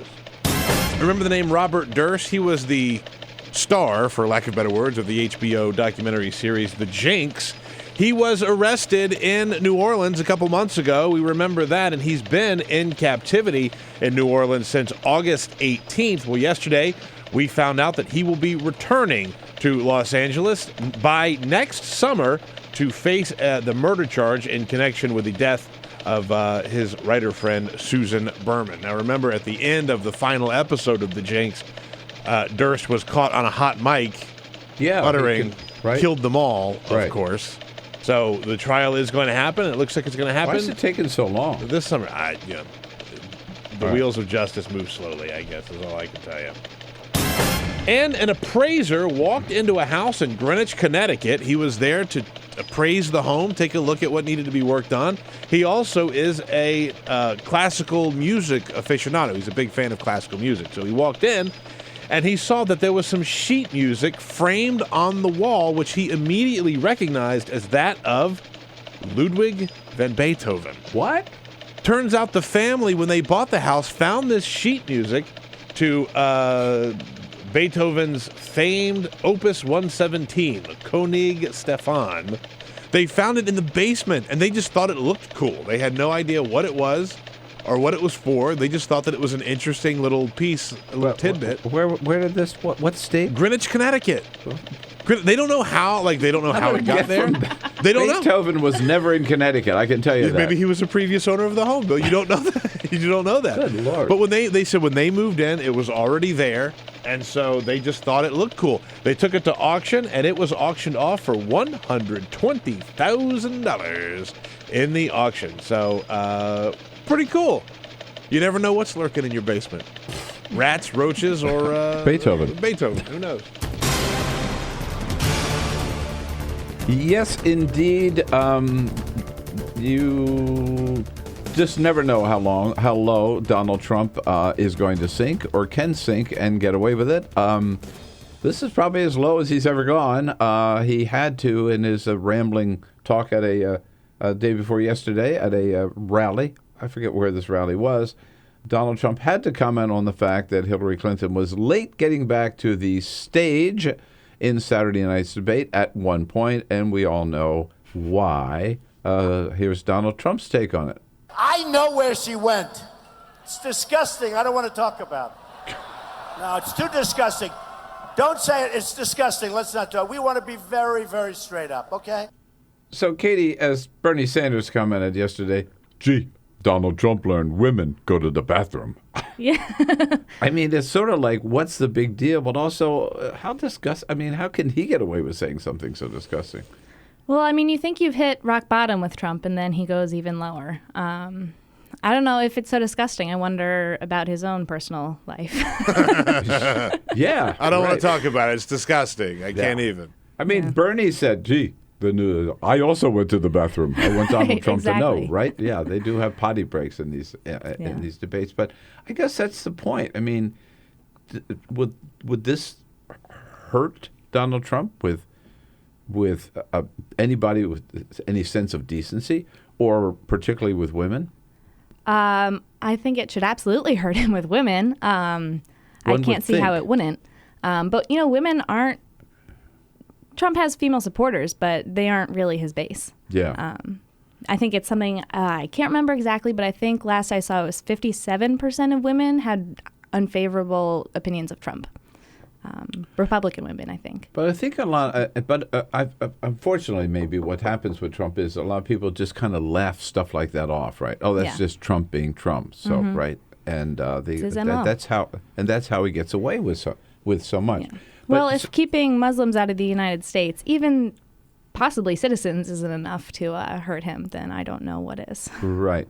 So what caught our attention, and we wanted you to come in today, is that you and your colleagues at Media Matters have put together the Trump thing, as sexist as it is not the only sign of sexism we've seen in comments in this political season. Most of them on Fox News. Yes, the bulk, I would say. Right. Sure. And surprise. Tell us about some of them. Well, so what's funny is we actually, this has been in the works for not too long, but a little while. And it just so happened to appear right around when Donald Trump's comments came out. So that was really great timing. Oh, so you had started this previously, yeah. Before Trump? Before Trump, yeah. And so this is really just a stunning list, I would say. My personal favorite is the panel of men debating whether they were comfortable with the women in their lives parading in public in leggings. God. And where was this? This was on Fox's flagship morning show, Fox and Friends. Oh, yes. Which that is not the only instance of Fox and Friends on this list. How could it be sexist? They have a woman on the show. It couldn't possibly be sexist, right? Well, the only women in that segment were the models who were coming and parading on the in front of the panel of men, so that the men could judge whether their outfits were appropriate or not. Oh, and so this was Brian Kilmeade and Steve Ducey, right? Is that? Steve Ducey was the one hosting this segment. Of course he was. Yes. Of course he was. Yes. Yeah, but we also have a Kilmeade one on this list where he was surprised that Victoria's Secret models are so conversant because normally he struggles to have conversations with supermodels. Whoa. He was surprised that they could read and write, maybe, or whatever, or they could. Well, that they can hold an intelligent conversation. That's just astonishing. Oh. So those two definitely made their appearances on this list. Can you believe? I'll be getting all kind of great segment ideas, by the way, Bill. As a producer, right? I'm internalizing this list. We'll have some really fun stuff on the show in 2016. God, the idea that in this day and age, right, still people could make comments like that. But people kind of, I mean, not normal people, but Fox News viewers, right? Do they get any kind of pushback or response for segments like this? Or do they just kind of love it? I think that they're just considered fun, jokey segments, not to be taken seriously. We actually have another. This list is just full of gems. People can find this, by the way, if they go to MediaMatters.org, right? Yes. MediaMatters.org. There's a lot of good. By the way, I go to that site often. There's a lot of great stuff on there. And if you really want to know, sometimes what I use it for is just the most outrageous things that Bill O'Reilly or Rush Limbaugh or Sean Hannity or Mark Levin or any of them have said, and then what's the truth, right? Mm-hmm. As opposed to what you hear from them. Again, MediaMatters.org, and this list as well you can find. This is Fox News' 10 most cringeworthy sexist moments of 2015. So check that out. You can do this every year, I'm sure, right? Yes, we absolutely could. You started to give us... Didn't you say there's one from CNN, too? There is one from CNN. We scoured our website for instances from CNN and MSNBC because we were going to make this just the cables in general. Right. But we really only found the one from CNN. It was really Fox. Was the rest of them. Really? Yeah. Well, back to Fox for just a second before we hear the one from CNN. I mean, the other thing that about Fox that I consider sexist is they're hiring. I mean, if you look, all the women who work at Fox have to be young, blonde, and very attractive, right? Well, I actually don't know if this happened this year. It's not on this list, but one time Brian Kilmeade said that the way that they find their female hosts is they open up a Victoria's Secret catalog. That is 100% believable, by the way. Wow. Did he really say that, though? God, that's crazy. Yeah, he did. So I don't know that was this year, so that didn't make this list. But, really just... Whatever it is, I mean, I can just see the word they put out to their people who either agents who come up with possible new hires or they're people on their staff who go out searching local television stations for new hires. They clearly have put out one role model, right? That's the look we want, and that's the look that you get from every female Fox News host. And it's really just the entire ethos there. I mean, there was one documented time that Roger Ailes, the chief at Fox, complained because a woman host wore pants, and he couldn't see her legs. And yes. And gotta see those gams, baby. Right, because why else would you have a woman hosting a show? Yeah, right. Whoa. We didn't hire you to wear pants. You're not sitting behind a desk. Yeah, that's right. Yeah. No. Come on. God, I'm telling you. All right. Sexism out of control at Fox News. Are you surprised? And in the 2016 campaign, your questions, your comments, maybe other examples that Media Matters haven't discovered yet. 866-55-PRESS is our toll-free number. We'll be back with Katie Sullivan from Media Matters. Streaming live video right now at youtube.com/TawkrTV. That's TAWKR-TV. This is The Bill Press Show.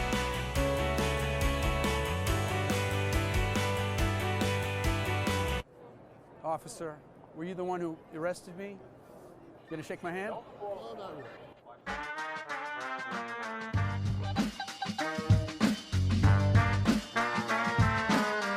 So I got invited to host a vigil called Carry the Names. And that's what they were doing, carrying the names of the people who were victims of deadly police force. Michael Brown, Eric Garner, Akai Gurley. I got a motion from Dragonfly from Stop Shopping Choir, and I started preaching. I preached up a storm as best I could, but about a minute and a half into my sermon, the place was flooded with police, Homeland Security, National Guard, state troopers, and I was pushed over and handcuffed so fast, down in the jail, down in the basement. Before you know it, I was out the door, put in prison overnight. The next morning, I'm in court. The same thing happens. I'm just rushed out of there. Then our lawyer, Wiley Steckler, gives me this iPhone. And there, in black and white, in the Gothamist, a popular paper, is this charge by Adam Lisberg, the MTA law enforcement spokesperson for this grand place. His quote is that I, Reverend Billy, physically attacked a police officer. Unbelievable.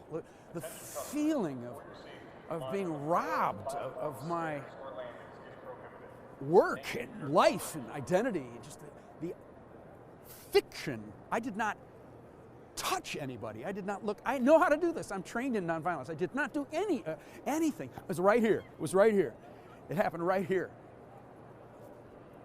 I was simply arrested while I was speaking and taken away, and that's it. The cold feeling in my city, the city that I love, that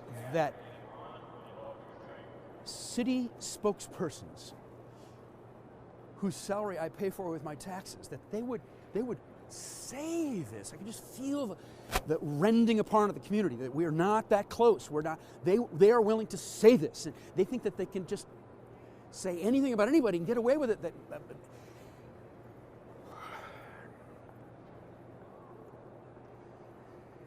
So we have something in the Church of Stop Shopping called radical forgiveness. Amen? I forgive the police.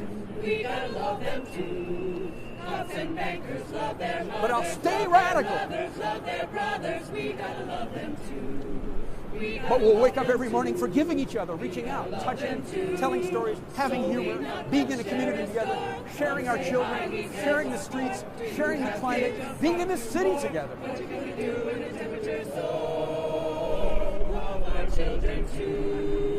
But forgiving each other, being grateful to each other,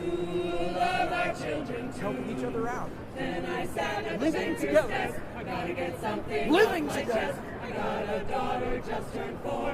What do we do in the superstore? What do we do with the blood and the gore? The water's rising through our door. Love our children too. Love our children too. Amen. Earthalluia.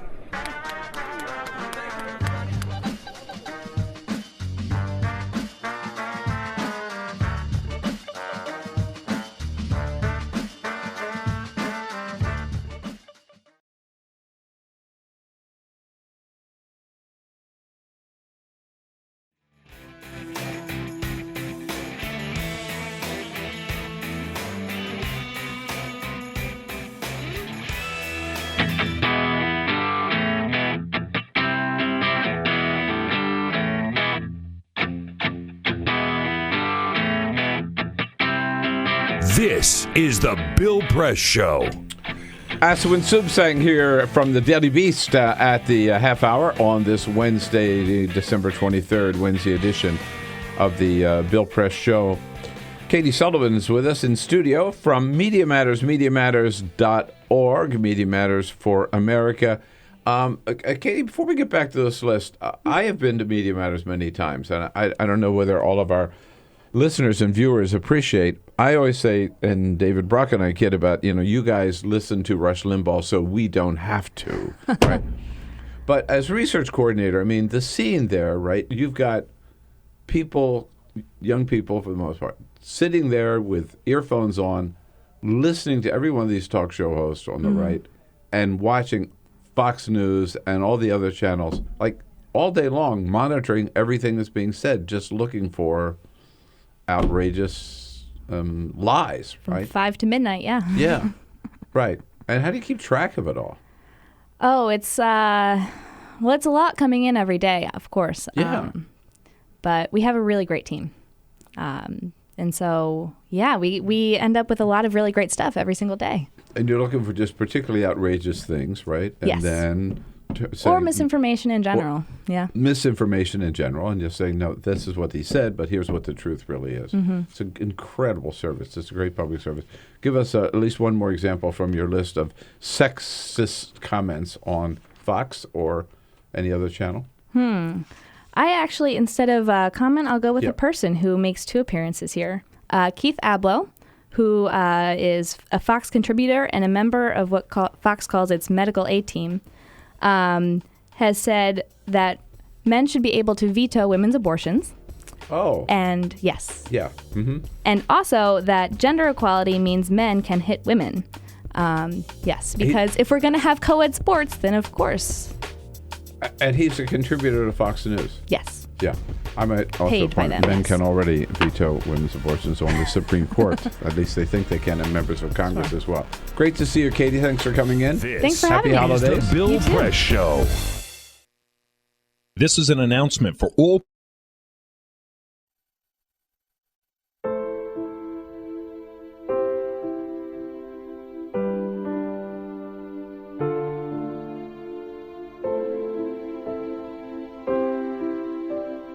I have run these canyons for 6 million years.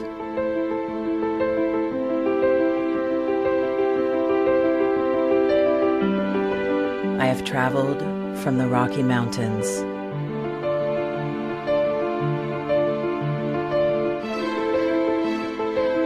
to the deserts, through scorching heat and freezing cold, from the land of the dinosaurs to fields of food.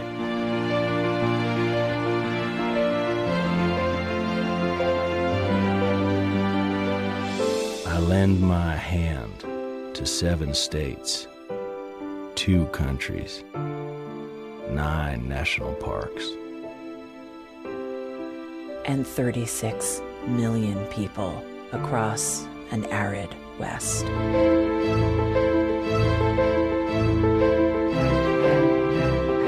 I am not the strongest or the largest, but I am the hardest working.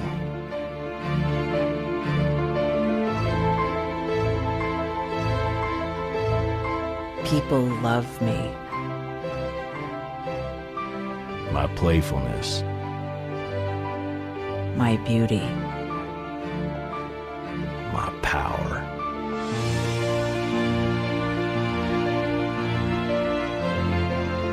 My life.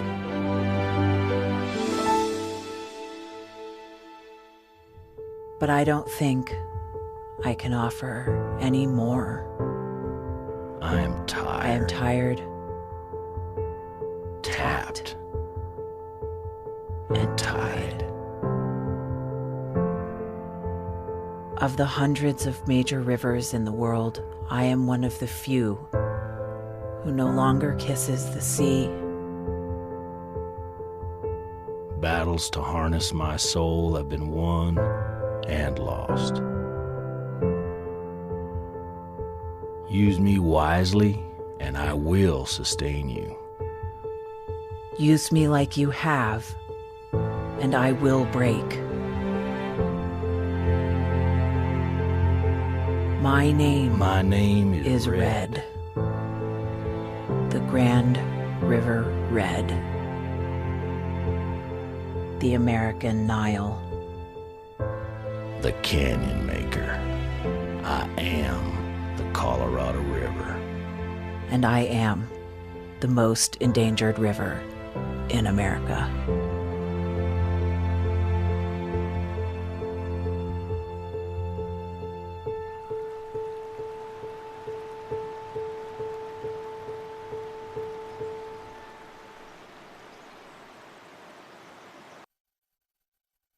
So, I'm kind of new here, but I've noticed a trend.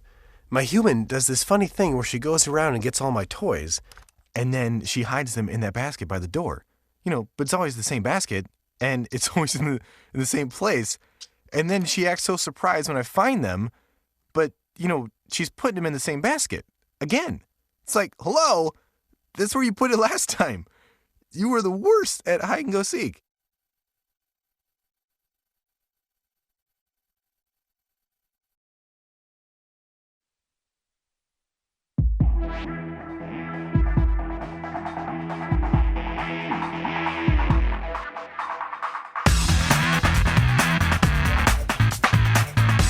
Streaming live video right now at youtube.com/TawkrTV. That's TAWKR-TV. This is The Bill Press Show.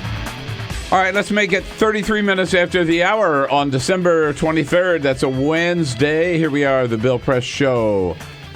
There with you, right alongside of you, anywhere you are in the United States of America, on the radio, your local progressive talk radio station, on your iPhone, on either the iHeartRadio app or the TuneIn app, and we're looking at you on television on Free Speech TV, coast to coast as well. Thank you for joining us, whether you're watching or listening. Good to have you on board. Look forward to hearing your comments at 866-55-PRESS. That's our toll-free number. Give us a call or send us your comments on Twitter at BP Show or on Facebook at facebook.com/Bill Press Show. You'll find us in Washington, D.C., a ghost town today. Everybody's out of town, has any sense. I guess none of us do. Well, you're making me feel so bad for being here. There you go. And our studio on Capitol Hill, where we're brought to you today by the International Association of Sheet Metal, Air, Rail, and Transportation Workers. You put them all together, they make up the SMART Union.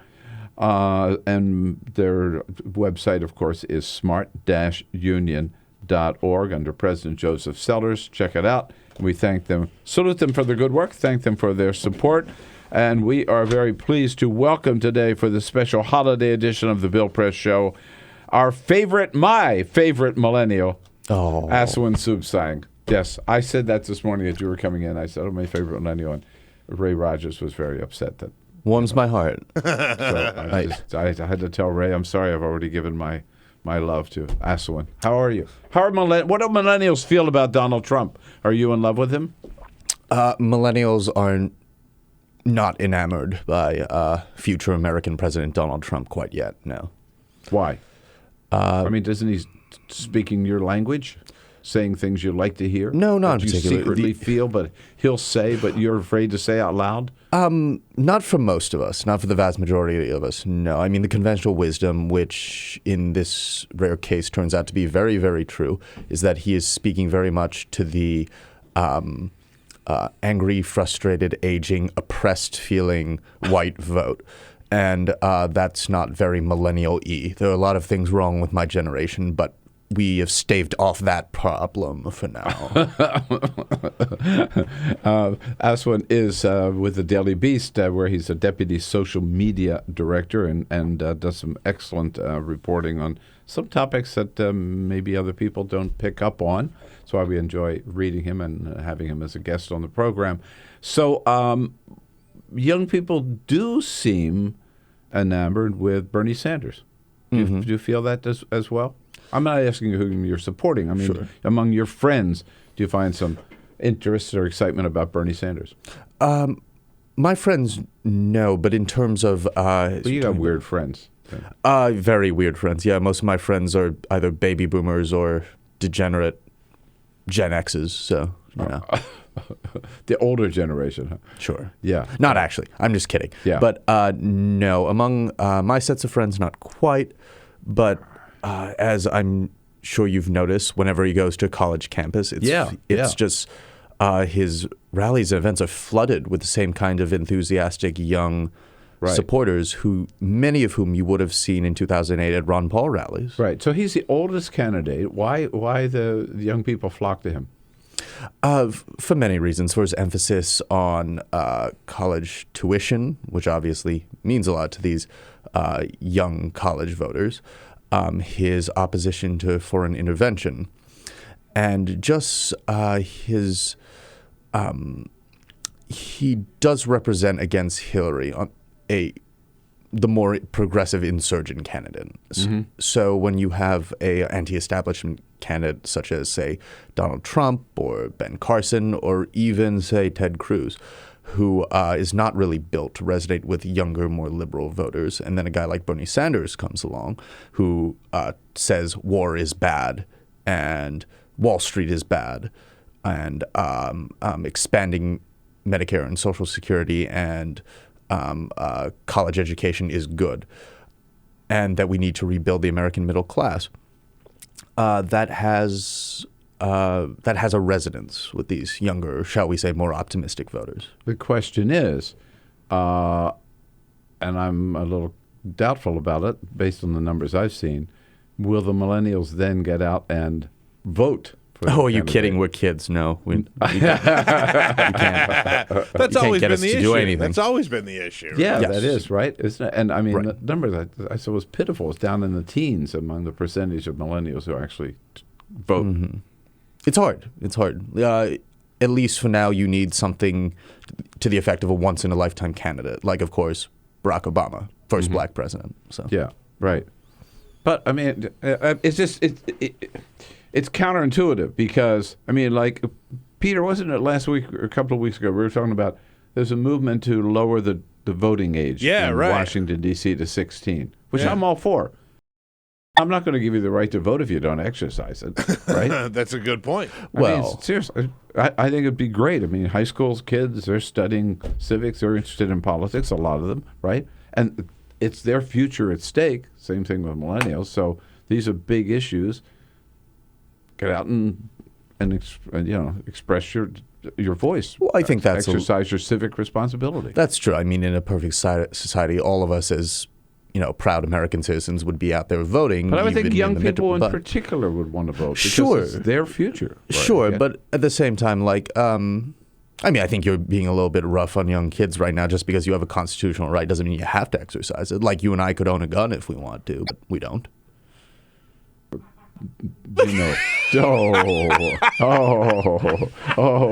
you are treading on very dangerous ground here. Okay. No. I do not excuse anybody. I don't care what age for not voting. I mean, this idea that not voting is a way of voting by staying home and voting, I think, total BS. It's not just a constitutional responsibility. I mean, it's again, you care about your country, you care about yourself, you care about your kids and future kids and grandkids, whatever, right? I mean, this is your country. You should be interested in what's happening to it and exercise your. Let your voice be heard. I mean, I just think it's extremely important. No excuse for not voting. You and I agree with us. You and I agree with each other on the main point that no matter your age, the democratic process is a good thing. Yes. All right. I would concur. All right. Let's start from there and go on to now some of the things you've been writing about lately that caught our attention. President Obama, before he I guess he hasn't. He did do it. Right. Yeah. Before he went off to Hawaii, he's done some kind of interesting. Off-the-wall media appearances, like Mark Maron's podcast, right? And being interviewed by YouTube stars and the goofy BuzzFeed selfie stick video. Between the palms, wasn't it? Between the ferns. The ferns. I always between get two ficus trees. Between two ferns. Yeah, the Zach Galifianakis. I know. Between two ficus trees, I said yesterday. I never know what the plant is. And the latest is, he hopped in a car with Jerry Seinfeld. Tell us how that came about. Well, the Jerry Seinfeld has this Crackle web series that is entering its 7th season this December 30th. And the premise of the series is he rides around in a car and gets coffee with other comedians. And they say funny things and shoot the breeze. Yeah. So their first elected official who they've booked as a guest is none other than President Barack Obama. And he will be on the premiere episode on the 30th of this month. And the... already shot, right? Yes. It was shot on December 7th. And they did ride around in a car, but they had to restrict it to the driveway on the White House's south lawn. Because you can imagine the security nightmare would be for the Secret Service if they rode around D.C. together in a car and then got coffee at a Starbucks or whatever. But Donald Trump, you said, I saw your headline that somehow Donald Trump was involved in bringing them together. Oh, the funny thing is the root of the Jerry Seinfeld, Barack Obama bromance goes back to at least 2010 when Seinfeld performed at the White House at a concert honoring Paul McCartney. But I think their friendship really did take a sharper turn for things when, in 2011, when now future American president Donald Trump, as God forbid. Yes, there we go. As you may remember, back in 2011, was on a huge birther kick. Yeah, allegedly sending, as he claimed, a crack team of investigators to Hawaii to track down Barack Obama's real birth certificate. So Jerry Seinfeld, who's actually not that very publicly or vocally political, had enough of it. He didn't find this racial conspiracy theorizing all that amusing, so he canceled a scheduled performance he had for one of Donald Trump's son's charities. Whoa. Oh. And just said through his manager, this kind of demagoguery has no place in American political discourse. So sticking up for his new buddy, Barack Obama. And Seinfeld, he's been sort of a small-time Democratic donor for years. Yeah. And now he's driving in a 1963 Corvette and getting all caffeinated with the president. Pretty cool. Yeah. And on the South Lawn, you can make a loop. You know, with the driveway there, unlike the North Lawn. So and Jerry let Barack drive. Oh, really? In the upcoming episode of the web series, which is interesting because the Secret Service, obviously, there's the protocol that you don't let the president get behind the wheel. Of a car. So I think they breached that rule, just for this. For a couple of circles. I don't think they were concerned that the president would crash and burn in that context. No. Which I'm sure that the president loved standing up to the Secret Service. It on must that. have been the first time First Obama's driven a car in First time years. he's driven in 7 years. right? Yeah. More. Maybe less, but yeah, he gets very few opportunities to be behind the wheel of a vehicle. Right. Yeah, he's got it. All right. Aswin Subsang with us here from the Daily Beast. Just getting started. 866-55-PRESS. Lots of fun stuff to talk about. Join us if you want. We'll find a room for you at the table. This is the Bill Press Show.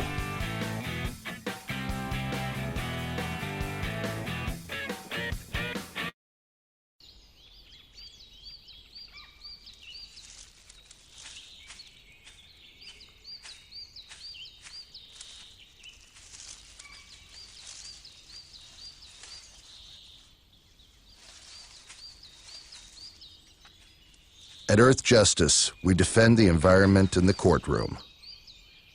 Join our fight. When you take a seat, you take a stand. Earth Justice, because the Earth needs a good lawyer.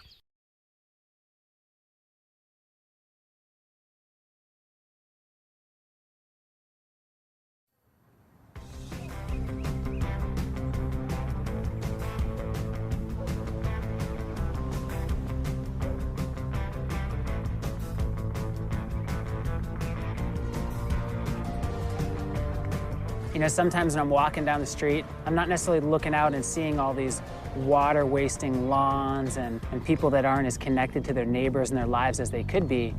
I'm walking down the street looking, going, edible oases, rainwater, fed landscape, and just looking at the possibility of these sort of landscapes up and down the streets of neighborhoods and communities all across this world.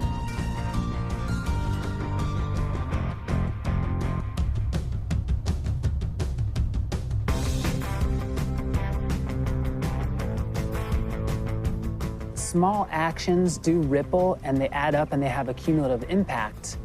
And so when you're building upon your small mindful actions, you know, you have the confidence and the ability to take on something a little bit greater. So that could be nice. This, in the context of where we're at as a planet with climate change and these really big issues and people that are more disconnected and less skilled than ever, it becomes even more amazing and powerful how much of a solution this is to design these ecological gardens and to come together with shared vision and shared voice. There's never been a time where your choices have mattered more. Doing something as simple as us transforming a landscape creates a model that anybody could look at far and wide, and you're sharing food and connecting and building skills together in your own neighborhood. It's a richer way to live in normal times, but in the new normal of climate change and erratic weather and economic upheaval, it becomes essential. Whether it's me, you, Gandhi, Che, MLK, Willy Wonka, whoever, past, present, or future, the power of our daily actions is all that we have. You know, and like our community said, give me a place to stand and a lever long enough and I'll move the world. And that's what those simple actions do. They move the world every day.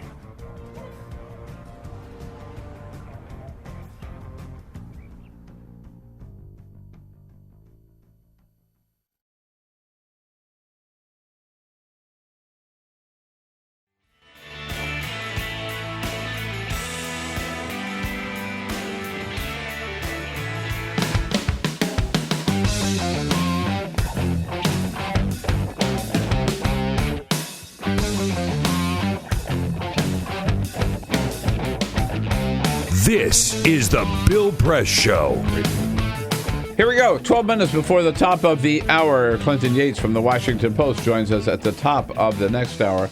Right now, we're talking with, from the Daily Beast, Aswin Subsang here in studio with us. You taking off for the holidays? You're hanging around? My folks live a 30-minute drive from here, so taking off only takes me so far. Oh, I got it. Okay. Mm-hmm. Yeah, right. So that's a good deal. You don't have to travel too far. You're going to avoid all the crowds, right? Mm-hmm. And you should have the whole place to yourself. Exactly. Now, we've talked a lot about Donald Trump, obviously, the last few weeks. And in terms of how are we going to take on Donald Trump, you've been reporting that some progressives and some liberals have found someone maybe who can challenge Mr. Trump, none other than Ricky Martin. Who would have thunk, right? Voting La Vida Loca. Yeah. Yeah, I mean, sure, you and your listeners are very much aware of who Ricky Martin was, living La Vida Loca. I mentioned it once on air. It's probably stuck in everybody's heads for the rest of the day. Right, but I didn't know he was politically active at all. Over the years, he has gotten more politically active and politically outspoken. And right now, the Democratic Hollywood celebrity complex, especially on the campaign trail, is a very apparent one. Especially with, say, Hillary Clinton, she's like Lena Dunham and Katy Perry are two of her biggest campaign trail cheerleaders. Mm-hmm. Bernie Sanders rolled out a long list of like artists for Bernie a while ago that included guys like Will Ferrell and Mark Ruffalo. So stuff like this. Kenny Rogers, we heard this morning, is now saying nice things about Donald Trump. Is apparently very pro-Trump. Right. And Ricky Martin, he is currently even authoring fundraising emails and sending out messages to Hillary's supporters asking them to join him on LGBT for Hillary. Because Ricky Martin, as we all know, is an openly gay single father. And also the one-time Latin megastar. So back in October 3rd, there was a secret meeting Ricky Martin had backstage after one of his concerts in San Antonio, Texas, where he met envoys of the Latino Victory Project, which is a group co-founded by actress and Democratic activist Eva Longoria. To strengthen Latino political power across the country. Yeah, and getting the Latino community registered to vote and out to vote. They do great work. Mm-hmm. And purpose of this meeting was in part to thank him for an op-ed he wrote for Univision over the summer, coming out against Donald Trump and saying that Latinos need to band together to fight this man's xenophobia, and this stuff has gone too far. This happened shortly after Jorge Ramos was thrown out of a press conference. And Jorge Ramos is a Univision anchor. Right. And but the other more important purpose of this meeting between the Latino Victory Project and Ricky Martin was to talk about how to recruit him for future events, whether that's campaign events, get out the vote events, stuff in battleground states, stuff as the convention approaches, what have you. And sort of laying down the framework for collaborations the two of them can, that the pop star and Latino Victory can have together, and how he can encourage, I believe in their words, it was more leaders in the Latino community to stand up. Mm-hmm. So, and this coupled with what Ricky Martin is doing very publicly for Hillary Clinton right now, it really does seem like he is trying to get more politically active and be a sort of Democratic power player in the 2016 race that other fellow pop stars and Hollywood actors have successfully become, including Eva Longoria, who co-founded Latino Victory. Yeah.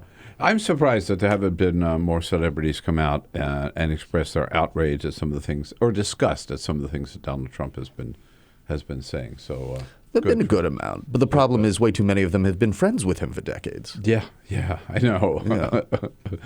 But good for Ricky Martin, and I think he could make a big difference, particularly, again, in the Latino community and in the LGBT community as well, right? We'll see how much pull he can garner over the coming years. Right. He has a ways to go before he's one of the top celebrities in Democratic circles. Right. No, that's why I wanted to ask you about it, because I haven't seen him that active before, but this could be... It would surprise most people to hear Ricky Martin politically active. Yeah. I mean, like a lot of... But you know what? That's the strength of Donald Trump. He can bring out people out of the woodwork. He says such outrageous things, right? As a gay Latino man, you can probably imagine how disgusted Ricky Martin has been with the Trump campaign recently. Aswin Subsan, great to see you again, my friend. Thank you so much. Happy holidays and a great 2016. We'll see you early in 2016. Peace on earth, goodwill to men. Thanks for coming in. I'll be right back. This is the Bill Press Show.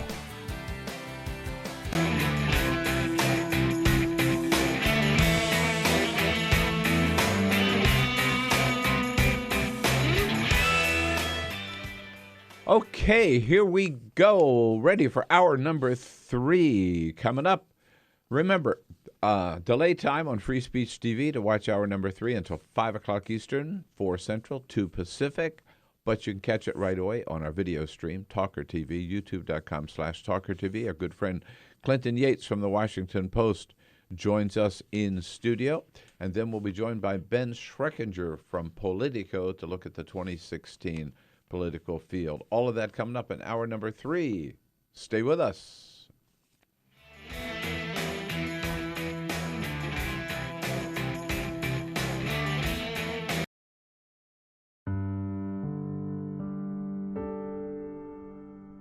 A few years ago, plastic bag waste in our city came to a tipping point.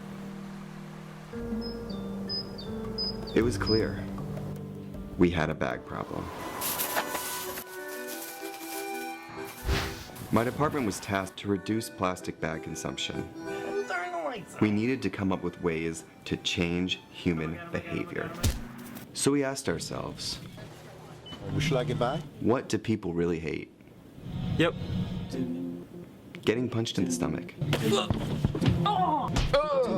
Preliminary studies showed that the consequences weren't severe enough to warrant behavioral change. Actually, can I get that double bagged? So we thought, what do people hate more than getting punched in the stomach? Kissing Helga. Hey, big boy. People didn't find her so offensive after all, so we had to get creative. How many bags?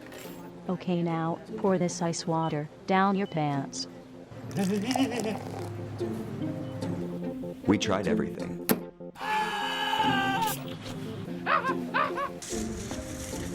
Eat this rat. Defuse this bomb. Even fighting your clone.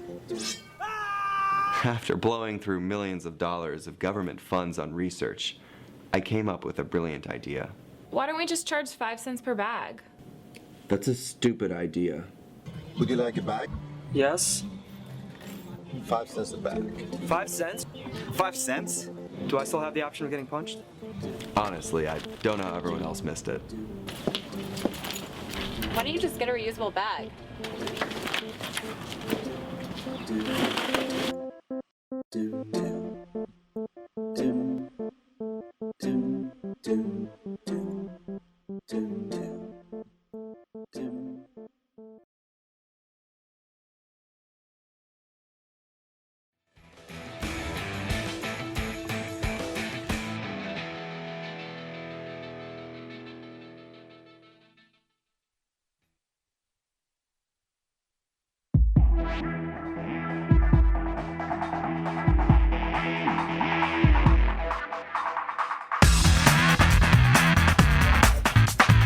This is the Bill Press Show. Clinton Yates, Washington Post, top of the next hour. Okay, so you're flying on United today. Yes. So United has a new program where they are going to be bringing out comfort dogs to lessen the stress of passengers. They're going to have them at the gate after you get through security, and they're going to be hanging out there to try and make passengers feel a little bit more comfortable before they get on their flights. It's select airports: Chicago, Cleveland, Denver, Houston, L.A., Newark, and Washington Dulles. I got a better idea. How about a Bloody Mary? Yeah, get a drink. All right, there you go. Hour number 3 coming up. Is the Bill Press Show.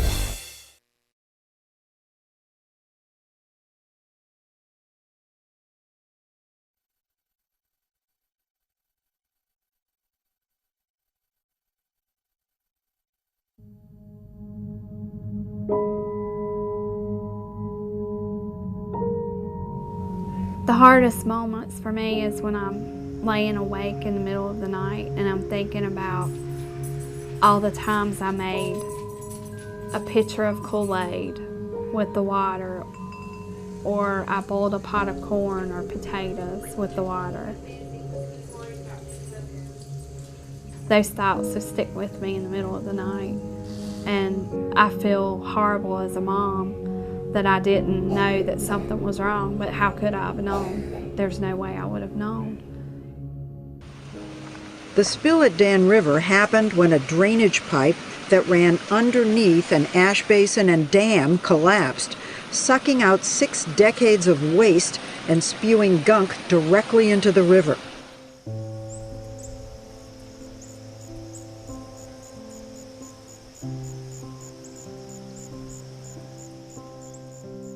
My husband and I just kind of looked at each other like, should we be concerned? We live right next to an ash pond, and this was coal ash spilling into the Dan River, and we learned at that point all of the toxins that were included in coal ash. A situation like Dan River, where there was a catastrophic disaster, gets people's attention, but the fact is that these coal ash pits have been leaking and poisoning people's groundwater and the state's surface waters for decades. Coal ash is the residue left behind after coal is burned in a coal-fired power plant. A large coal-fired power plant can burn 10 million tons of coal a year.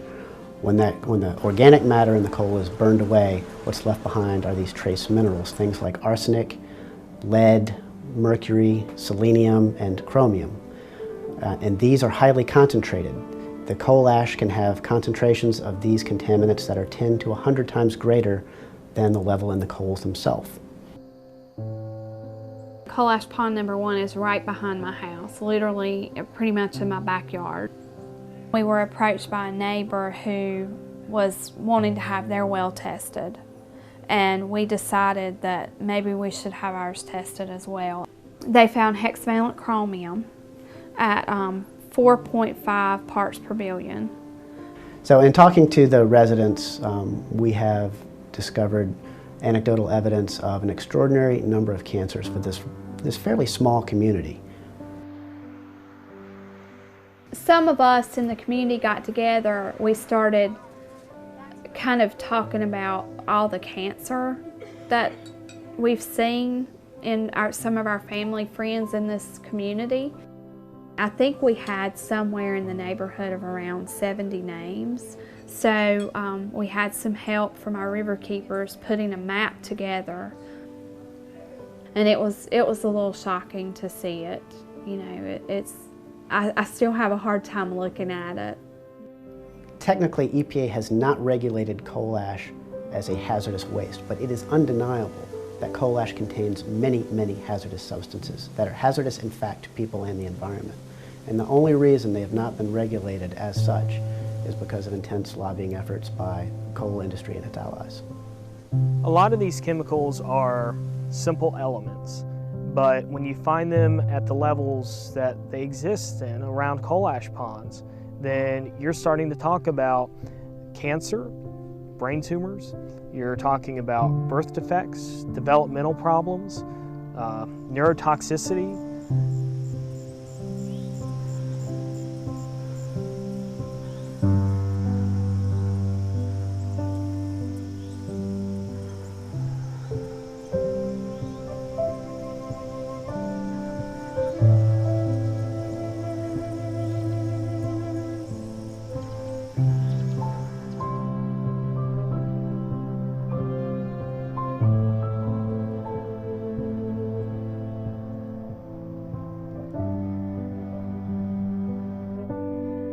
We began to look at legal options, cases that we could bring in court to protect communities and their citizens from these toxic leaking time bombs.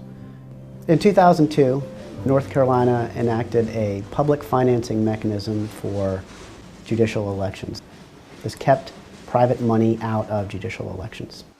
The repeal of the public financing program in judicial elections in North Carolina creates a dangerous precedent for all, and it gives corporate polluters and other special interests the opportunity to elect the judges that they want. And this is important for us all. Everyone should care about this, because when you think about the fact that the state and the federal government have basically abdicated their responsibility to regulate these issues, the state courts are the last stopgap. I think this is no longer a problem that's going to go under the radar. It has been exposed, and I am confident that we will ultimately, with the facts, win out and ensure that we have protected waterways. And so this is something that we all should care about. If we're worried about the water we drink and the air we breathe, we have to be concerned about money in judicial elections.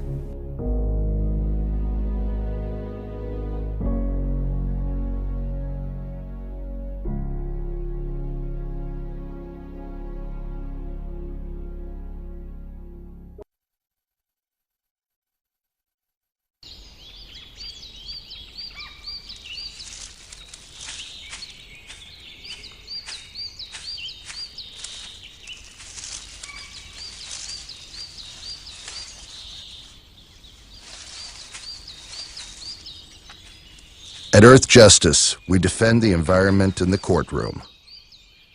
Join our fight. When you take a seat, you take a stand. Earth Justice, because the Earth needs a good lawyer. The average text takes your eyes off the road for nearly 5 seconds. At highway speeds, that's enough time to travel the length of a football field. Stop the texts, stop the wrecks.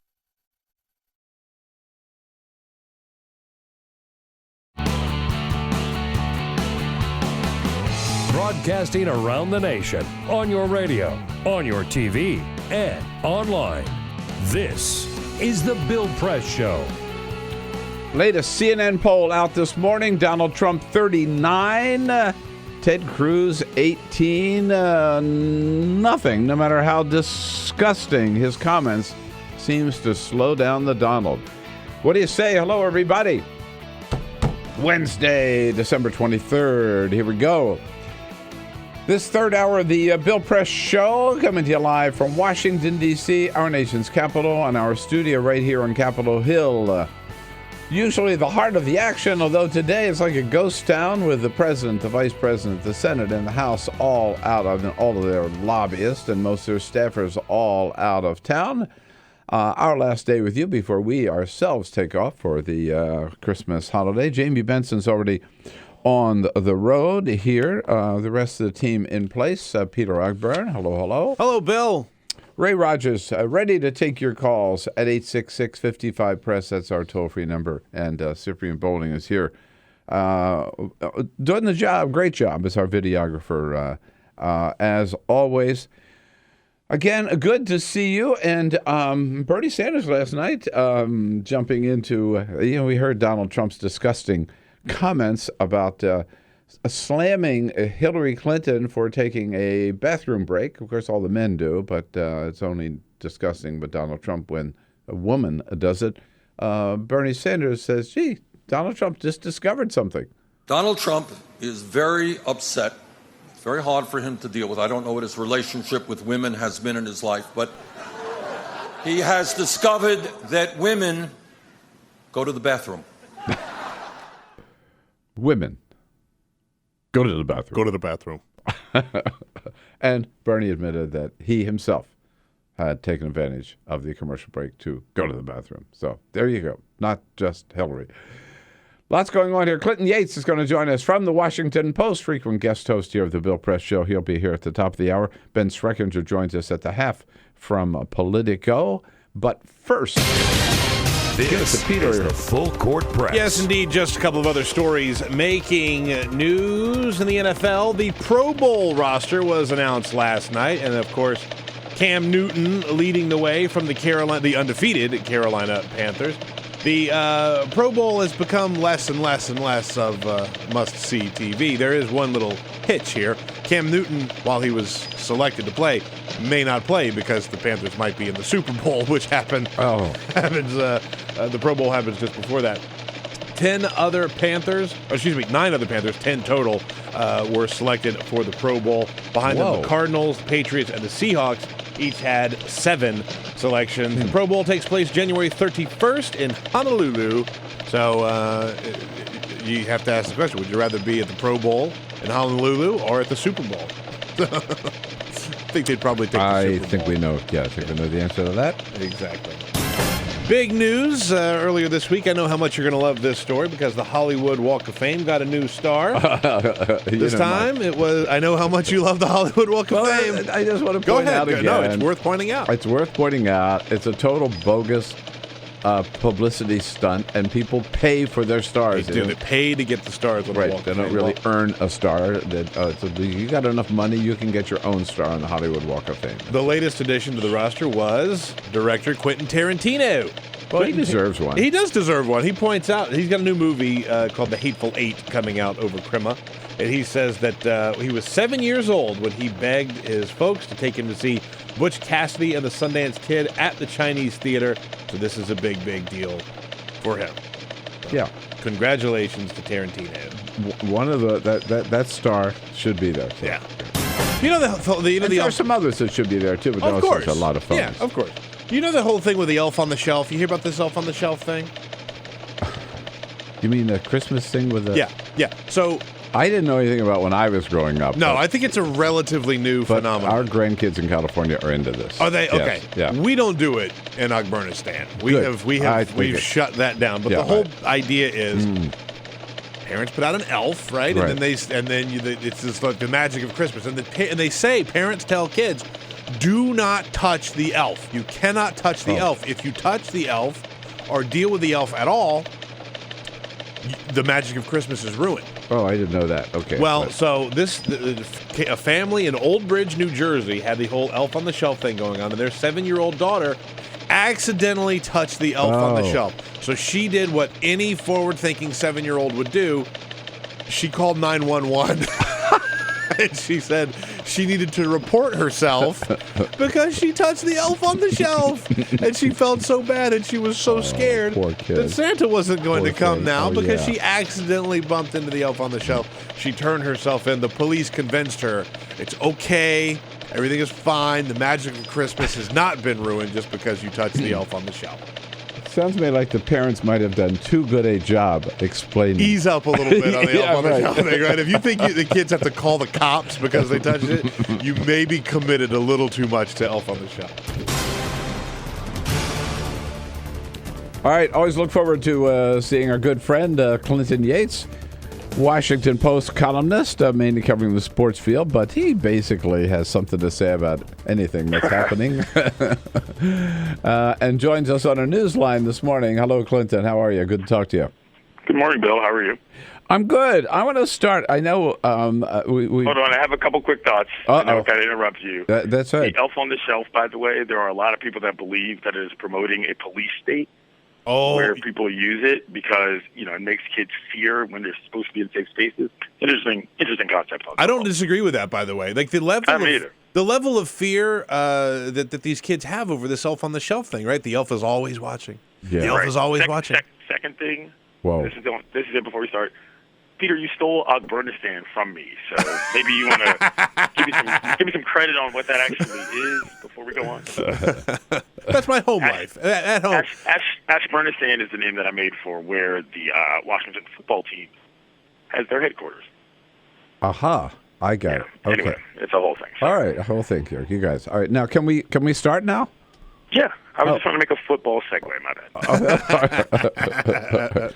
Well, we want to talk to you about the movie Concussion and about this study up in Harvard and everything, but I have to ask you first about the announcement out of Texas that there will be no charges filed in the death of Sandra Bland.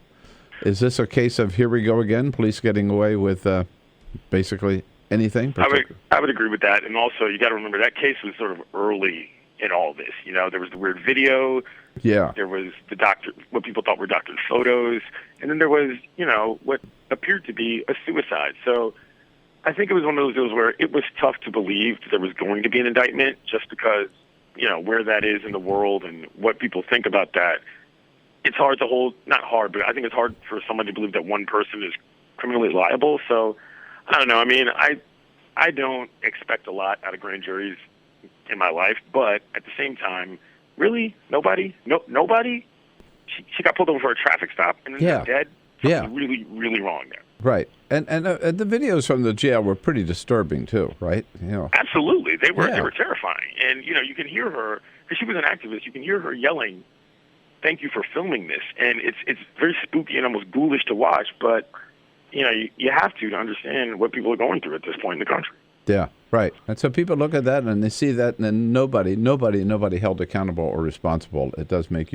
It It does make you wonder. How about, while we're on the tangent here, your reaction to what happened in Baltimore in the trial of the first police officer in the death of Freddie Gray, hung jury, right? And the city responded. You know, there were protests, as there should have been, but all peaceful. And so what's next? I don't know, but I think that's another situation where when you have large groups of people that are involved with things, it becomes difficult to pin each person for the crime. Otherwise, you know, you're presumed they conspired or whatever. And so it's a tough case to try to convict a cop of a crime. I mean, everybody knows that, you know. And so absolutely, yeah. I mean, I don't think anybody did anything wrong. I just think these are really hard because that's how the system is made. It's designed to protect those that are allegedly protecting us. But, you know, for the first one, it doesn't say things don't bode well for the subsequent trials, it seems to me. But maybe. I mean, I think that for the subsequent trials, they'll probably have their stuff together a little more, for lack of a better term. And, you know, if that's the case, we'll see how it goes. But, again, it's not going to bring Freddie Gray back, which is the saddest part of all. A lot of attention to this question. We've talked about it with you so many times, Clinton, of brain trauma, particularly in professional football. And now this movie of Concussion coming out, not open yet, but you've seen it. Tell us about it. And what was your reaction?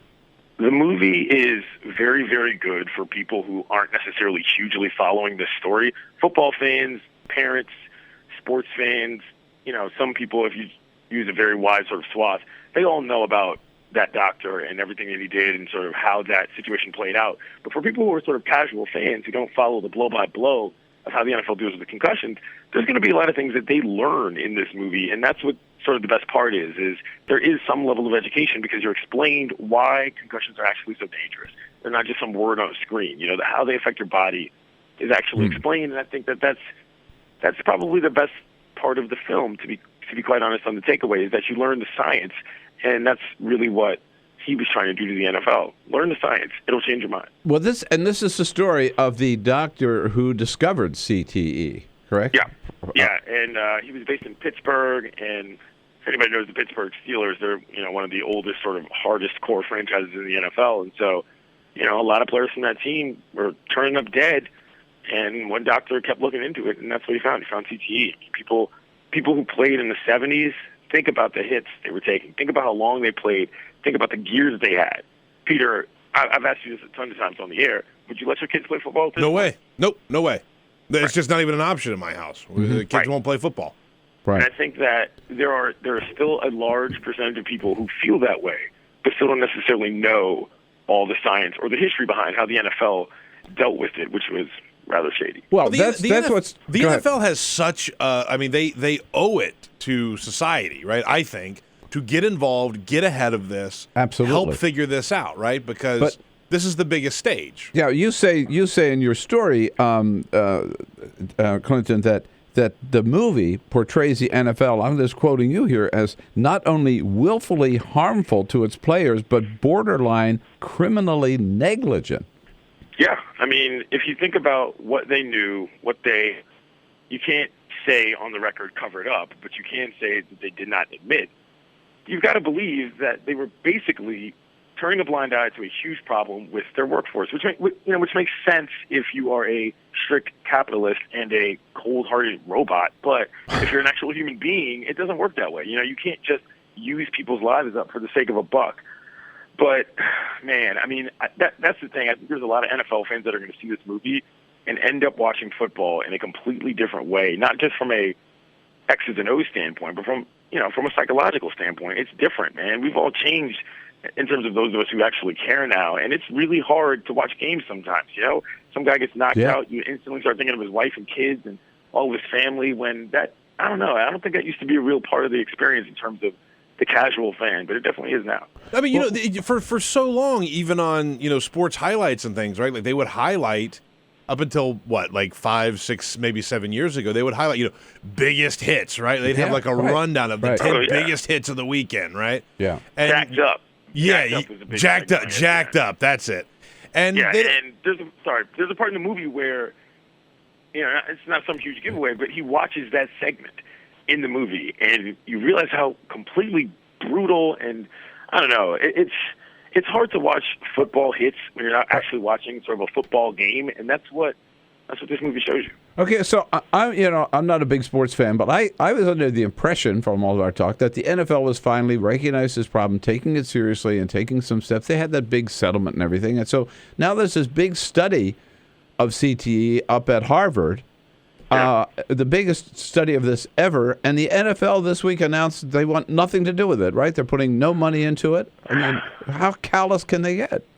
I mean, I think we already know the answer to that question, Bill. They've been callous. Their hand was forced on this, and they still haven't done jack. So I don't expect anything of the NFL. I don't expect anything of Roger Goodell. I certainly didn't expect anything of Paul Tagliabue, his predecessor, who, by the by, used to work for the law firm that defended Big Tobacco, for your listeners who may or may not know that.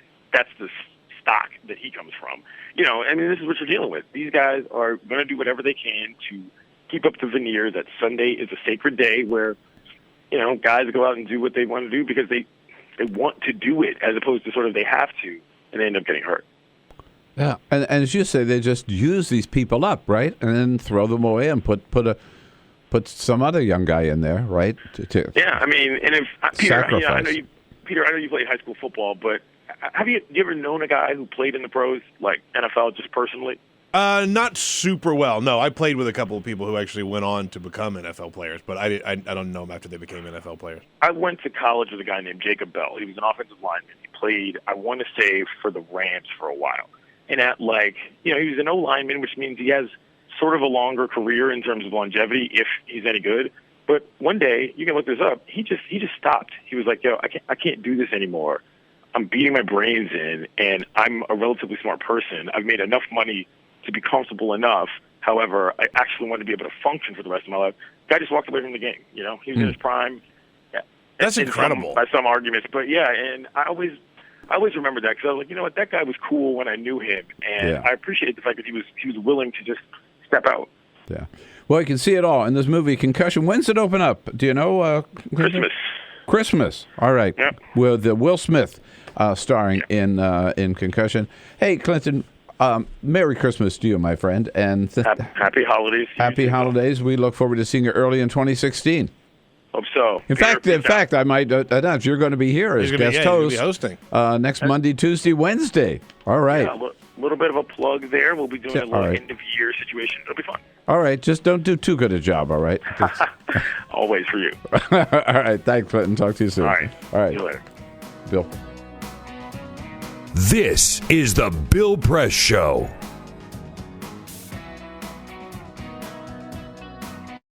So this is my computer. This is your computer. Let's go on the internet. Let's go. Click it. Yes. Okay. I cursor in between the R and the E. If I see dot, I want you to just push the period. She's gonna love me all over again. That's it. Jamaica, here you come. Here we go. Good job. Thank you. And I did it by myself. Feel smarter. So, I'm kind of new here, but I've noticed a trend. My human does this funny thing where she goes around and gets all my toys, and then she hides them in that basket by the door. But it's always the same basket, and it's always in the same place. And then she acts so surprised when I find them, but, she's putting them in the same basket. Again. It's like, hello, that's where you put it last time. You were the worst at hide and go seek.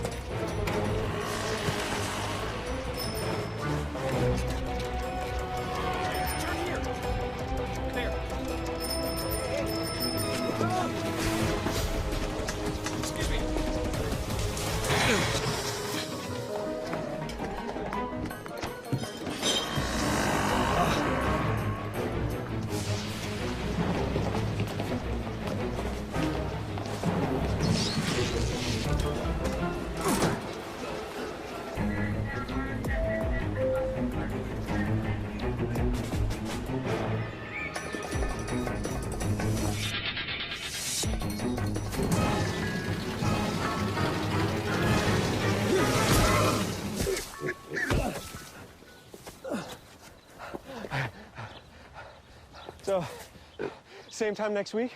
Well, of course. Put away a few bucks, feel like $1 million. For free tips to help you save, go to Feed the Pig.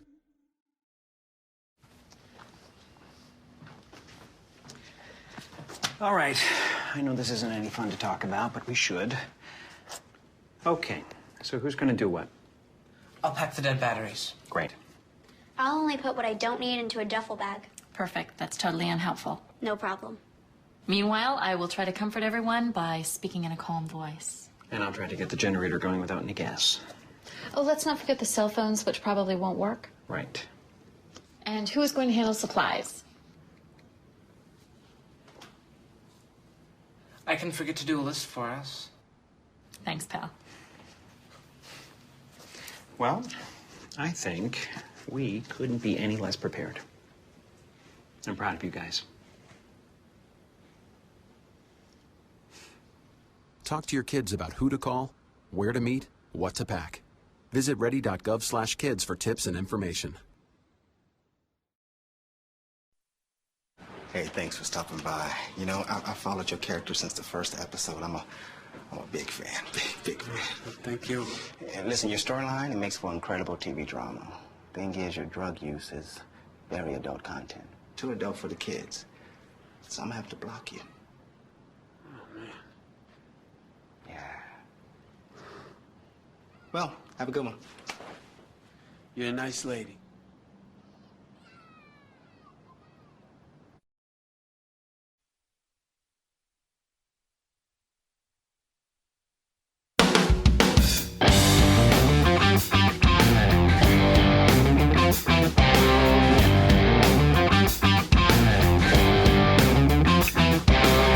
Streaming live video right now at youtube.com/TawkrTV. That's TAWKR-TV. This is The Bill Press Show. Ben Streckinger from Politico coming in studio here in the next half hour. By the way, the next Republican debate is January 14 and in Charleston, South Carolina, hosted by the Fox Business Network, which announced yesterday their criteria for deciding who's going to be on the big stage. They're going to take the top, if I get it right now, the top 6, but the top of the 6 national debates and the top of the 5 debates, polls rather, in national polls or polls in Iowa and New Hampshire. And that means there'll be only 6 candidates by that criteria on stage at the next one. They will be Donald Trump, Ted Cruz, Ben Carson, Marco Rubio, Chris Christie, and Jeb Bush. Rand Paul, Carly Fiorina, John Kasich, all dumped off the main stage. They will join Rick Santorum, I guess, and Mike Huckabee on the little stage. But not George Pataki and Jim Gilmore won't show at all. Again, I think it shows that of all the networks, when it comes down to it, Fox knows what they're doing when it comes to these Republican debates. 6 we can handle. 9 This we can't. Is the Bill Press Show. Geico applauds.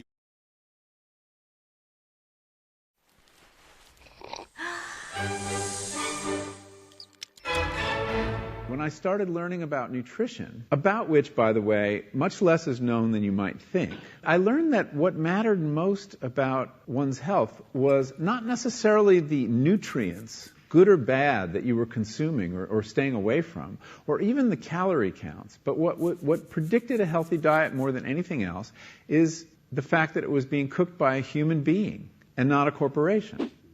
Corporations cook very differently than people do. They use vast amounts of salt, fat, and sugar, much more than you would ever use in your own cooking. And the reason they do that is those are 3 incredibly attractive and incredibly cheap ingredients. And when they're layered properly, as in a chip or pastries and forms of junk food, they're incredibly addictive. They really press our buttons. They activate our dopamine network, our cravings. And in fact, people in the industry, they don't talk about addiction in the food industry, even though they traffic in addiction. They talk about craveability. It's the same thing. And snackability is another term they use, which is a lovely word. And then the last point about corporate cooking that's important to understand is they cook different stuff than you do at home. What they're good at, in general, they don't cook that well, but things like chips, they cook incredibly well. And here's a classic food that if you make it yourself, if you've ever made French fries, you have to wash the potatoes, you have to peel the potatoes, you have to slice the potatoes, you have to fry them in a lot of oil, you have to spatter your entire stovetop, you have to clean up, and then you have this pot of oil you have to get rid of. I mean, it's really difficult, and it's a pain. They're wonderful, but it's a pain. And if you make them yourself, you'll only eat them every 6 weeks, 2 months, because it's too much work. But when you let corporations cook for you, it's so simple and so inexpensive, and they're really good, that you will have them twice a day, as many people in America do. So you see the kinds of foods you end up with are these labor-intensive foods and desserts. These special occasion foods become everyday foods when we let industry cook for us. Eat anything you want, just cook it yourself.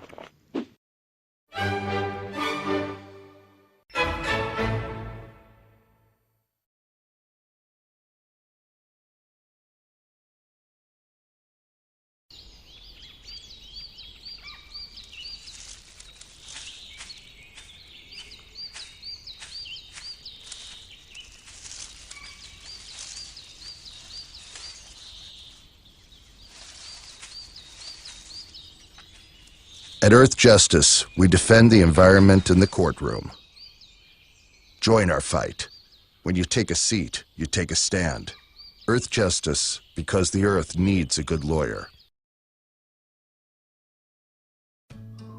You wouldn't let money just blow out of your house. So when your AC or heater is on, make sure the doors, windows, and fireplace flue are shut tight. If you're headed out, turn down the AC or lower the heat by 10 degrees. And always keep your water heater set at 120. A little bit of common sense goes a long way. Get more great tips at energysaver.gov. So, I'm kind of new here, but I've noticed a trend. My human does this funny thing where she goes around and gets all my toys, and then she hides them in that basket by the door. But it's always the same basket, and it's always in the same place. And then she acts so surprised when I find them, but, she's putting them in the same basket. Again. It's like, hello, that's where you put it last time. You were the worst at hide and go seek.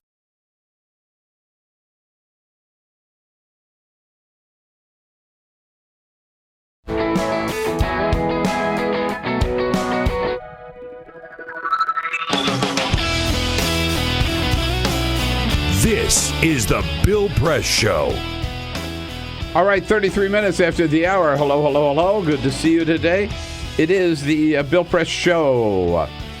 We're live from Washington, D.C., our nation's capital, reaching out to you worldwide, actually, nationwide, on Free Speech TV and on your local progressive talk radio station worldwide on our video stream, youtube.com/TawkrTV, TawkrTV. And we're brought to you today by the Laborers International Union of North America, good men and women of the Laborers Union, under President Terry O'Sullivan, building a better America. That's their website, LIUNA, L-I-U-N-A, buildsamerica.org. Donald Trump is continuing to stir them up. It seems that no matter how low you think he has sunk, he can sink even further, particularly with his personal comments about other candidates, be they Republican or Democrat. This week has made the most, stirred up the most stuff, shall we say, with his comments about Hillary Clinton, particularly her bathroom break last Saturday night during the Democratic debate. Here he is on Monday in Michigan. I know where she went. It's disgusting. I don't want to talk about it. No, it's too disgusting. Don't say it. It's disgusting. Let's not do it. We want to be very, very straight up, okay?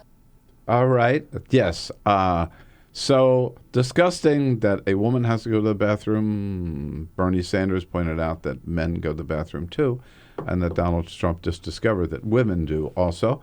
But then Donald Trump jumps from there in his rambling style to point out that everything that Hillary does, she turns out to be a big loser, using a colorful phrase that none of us we know about but have never heard in a political context at any rate. Listen carefully. Everything that's been involved in Hillary has been losses. You take a look. Even a race to Obama. She was going to beat Obama.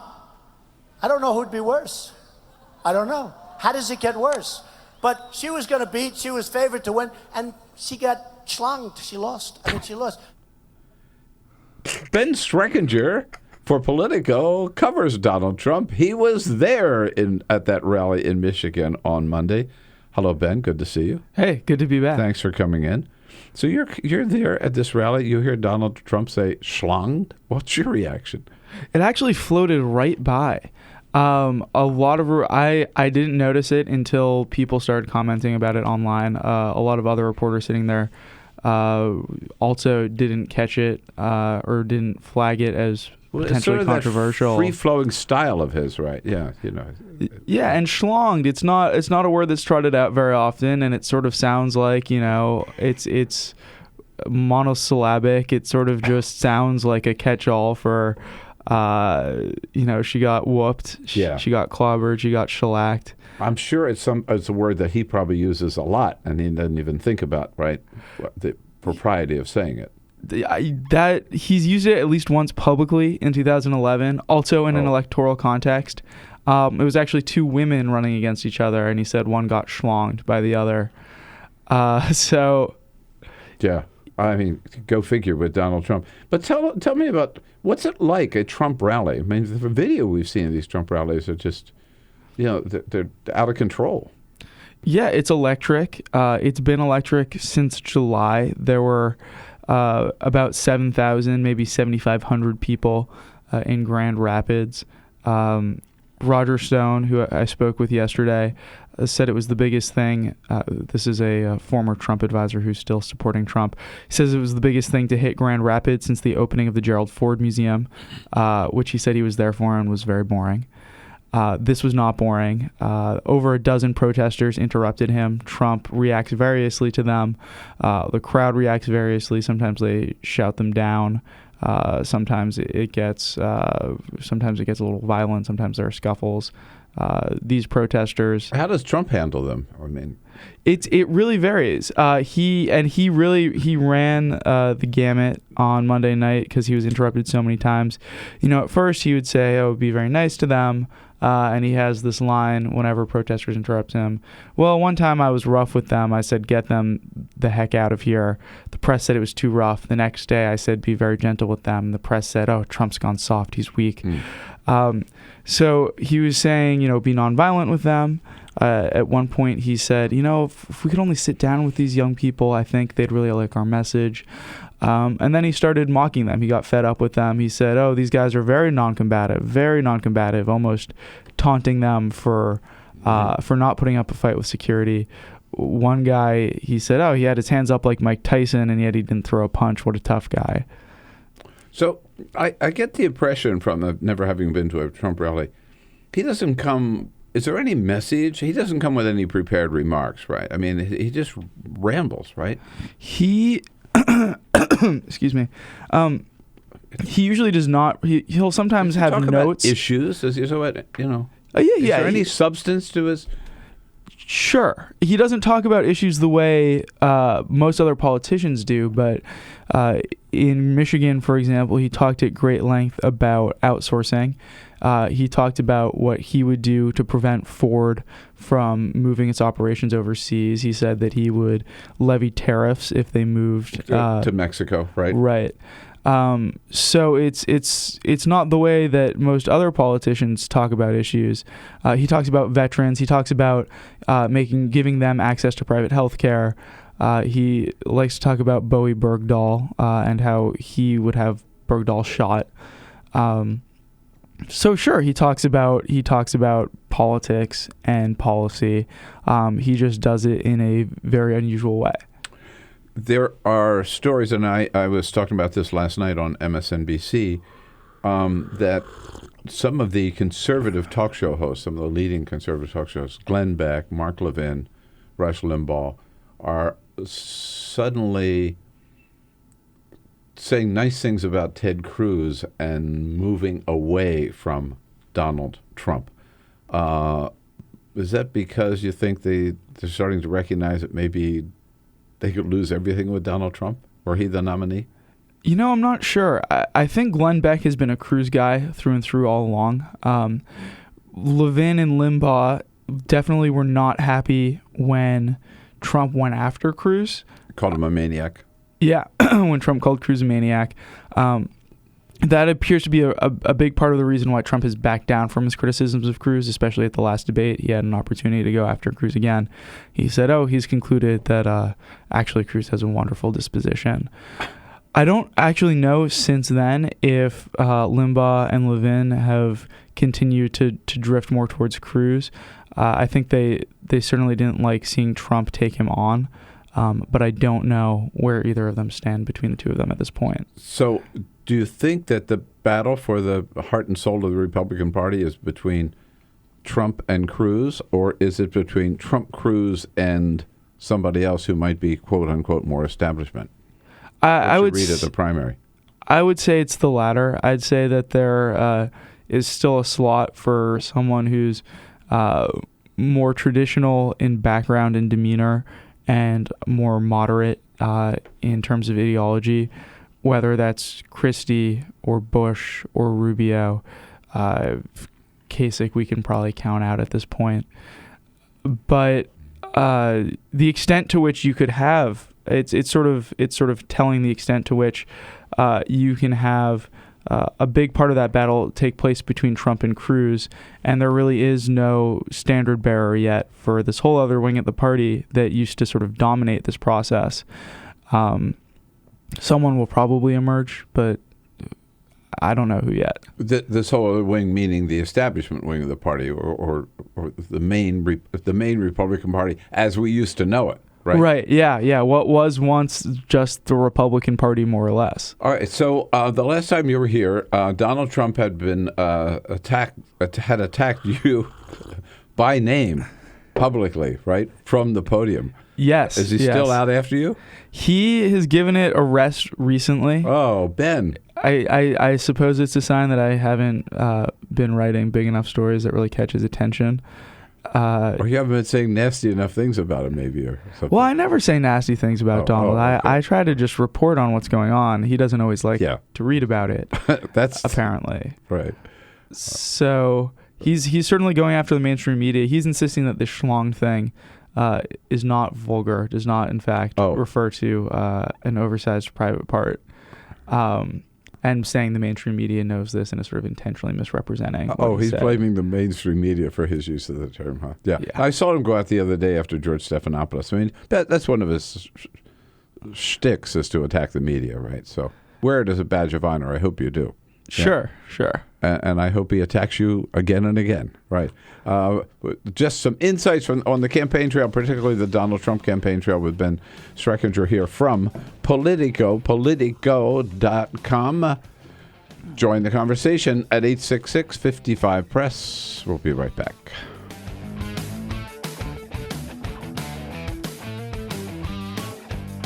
The most valuable morning radio show, according to The Nation magazine. This is The Bill Press Show.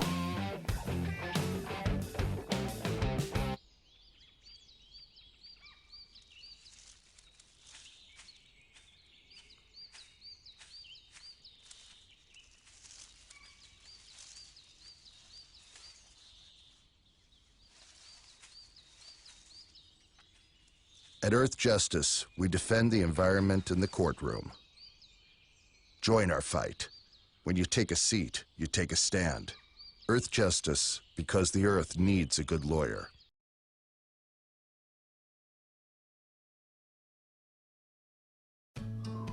You wouldn't let money just blow out of your house.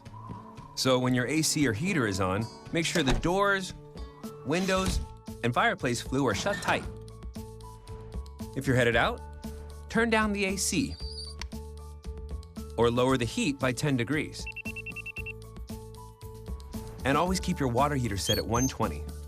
A little bit of common sense goes a long way. Get more great tips at energysaver.gov. So, I'm kind of new here, but I've noticed a trend.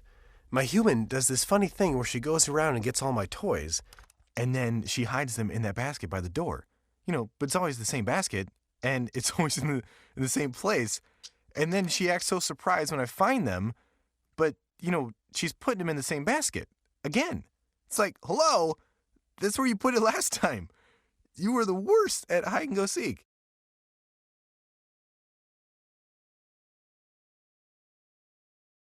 What the frack? What the frack? What the frack? What the frack? President Obama, are you fracking kidding me? Reopen the EPA studies. In Texas, Wyoming, and Pennsylvania. Fracking pollutes our oceans. Fracking poisons our water. Fracking makes climate change worse. Fracking relies on toxic chemicals that cause cancer. Ban fracking now. Ban fracking now. Go on. Ban it. Ban fracking now. Please.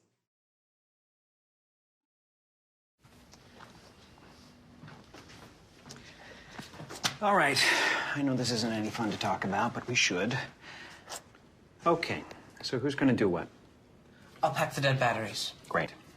I'll only put what I don't need into a duffel bag. Perfect. That's totally unhelpful. No problem. Meanwhile, I will try to comfort everyone by speaking in a calm voice. And I'll try to get the generator going without any gas. Oh, let's not forget the cell phones, which probably won't work. Right. And who is going to handle supplies? I can forget to do a list for us. Thanks, pal. Well, I think we couldn't be any less prepared. I'm proud of you guys.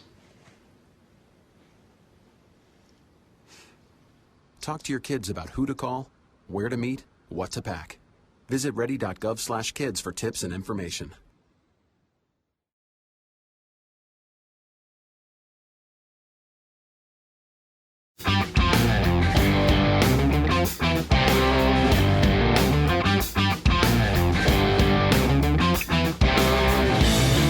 This is the Bill Press Show.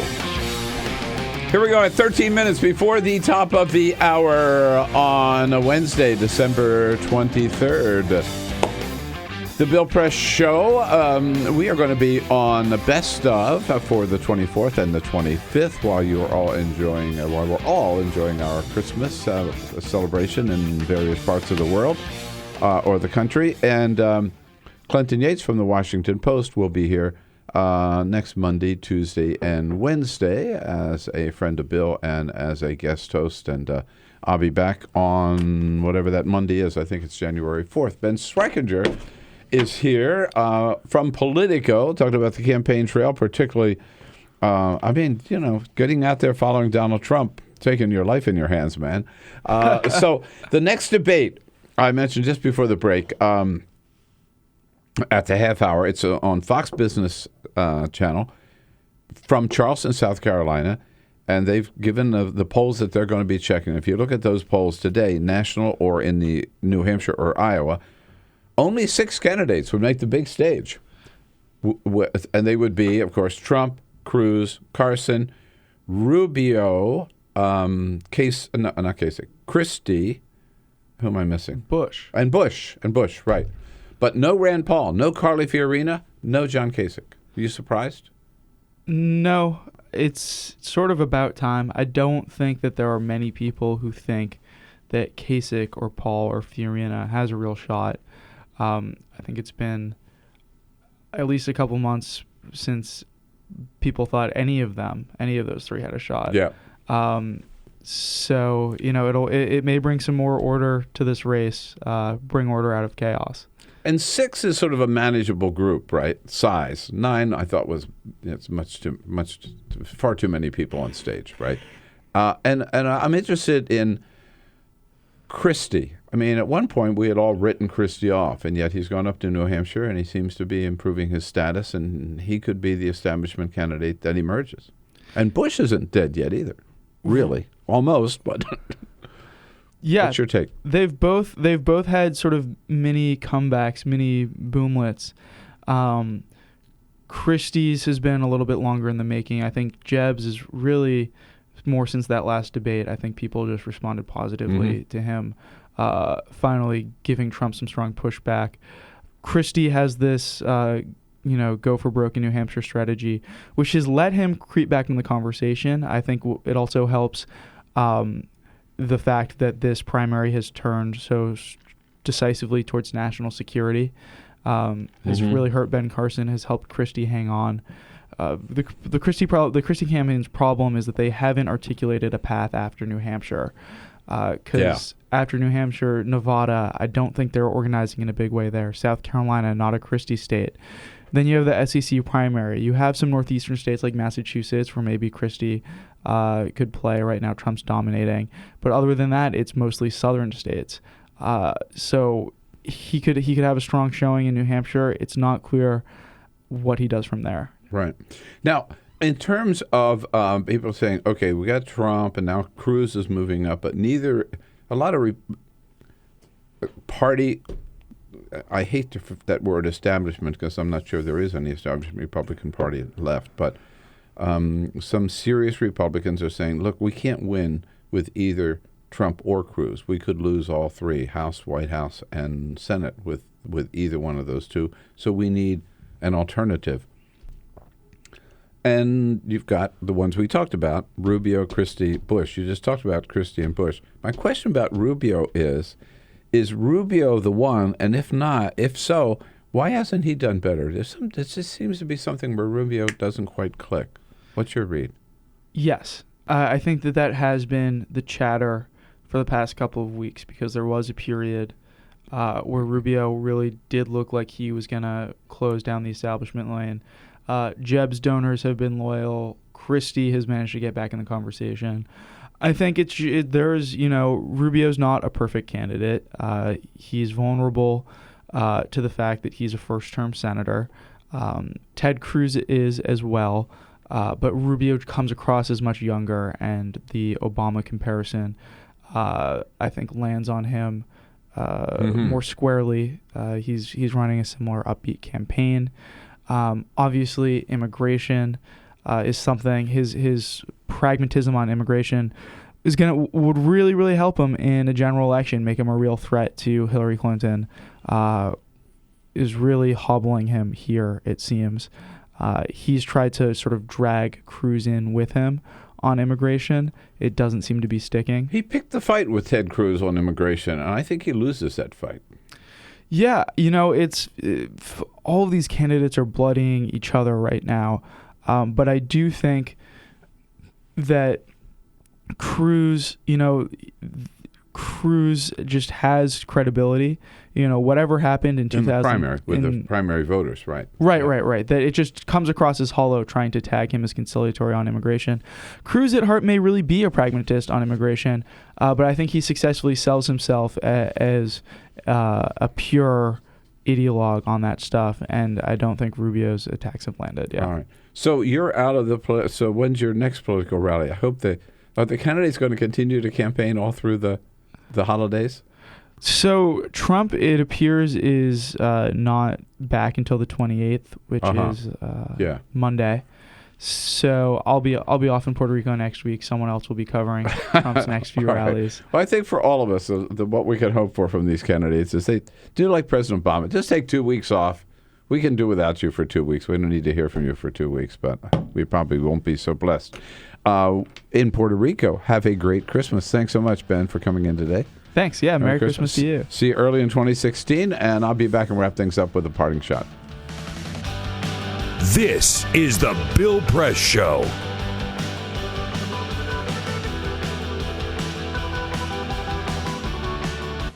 Broadcasting around the nation, on your radio, on your TV, and online. This is the Bill Press Show. Hey, friends and neighbors, what do you say? Good morning. Great to see you this morning. This is the Bill Press Show. We're coming to you live from our nation's capital, Washington, D.C., bringing you up to date on all the news of the day, whether it's happening here in our nation's capital, around the country, around the globe.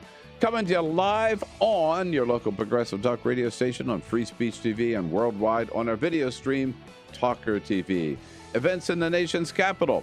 Hi, everybody. It's Bill Press. This year marks the 10th anniversary of doing the Bill Press Show every day, covering the news of the day with the nation's top newsmakers, either on the line or in our studio right here on Capitol Hill in Washington, D.C. Not only that, I go to the White House briefings every day to get answers to the top questions of the day. Bottom line, if it's happening in Washington, D.C., either at the White House or the Capitol, we are all over it. Every day, we welcome to our studio political leaders and reporters and labor leaders and newsmakers to help us understand the issues of the day.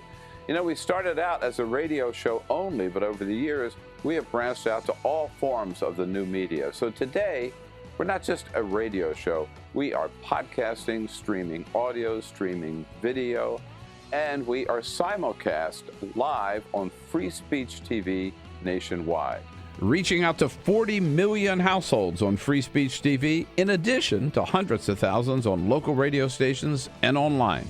AFGE is so proud to be associated with this show and looks forward to being working with Bill and this show for a long time. Bill Press is the right man at the right time with the right message. And thanks to the Bill Press Show, we get our message out to thousands and thousands of people every day. Thank you, Bill Press. The Teamsters are a proud partner with Bill Press on his show, telling the truth about what's going on with working families. Tune in. Yes, it's been a fun and exciting 10 years so far for the Bill Press Show. We're looking forward to many more with all of you, broadcasting live every morning from the nation's capital. On your radio, on TV, and online. This is the Bill Press Show.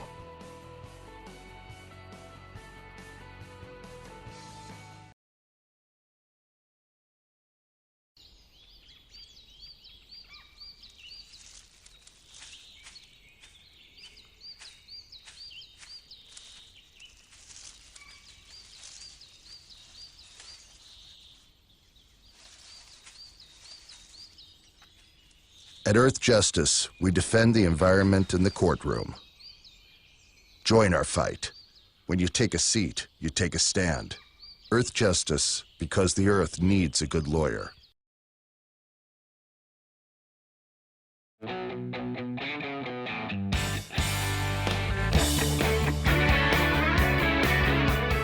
The Parting Shot with Bill Press.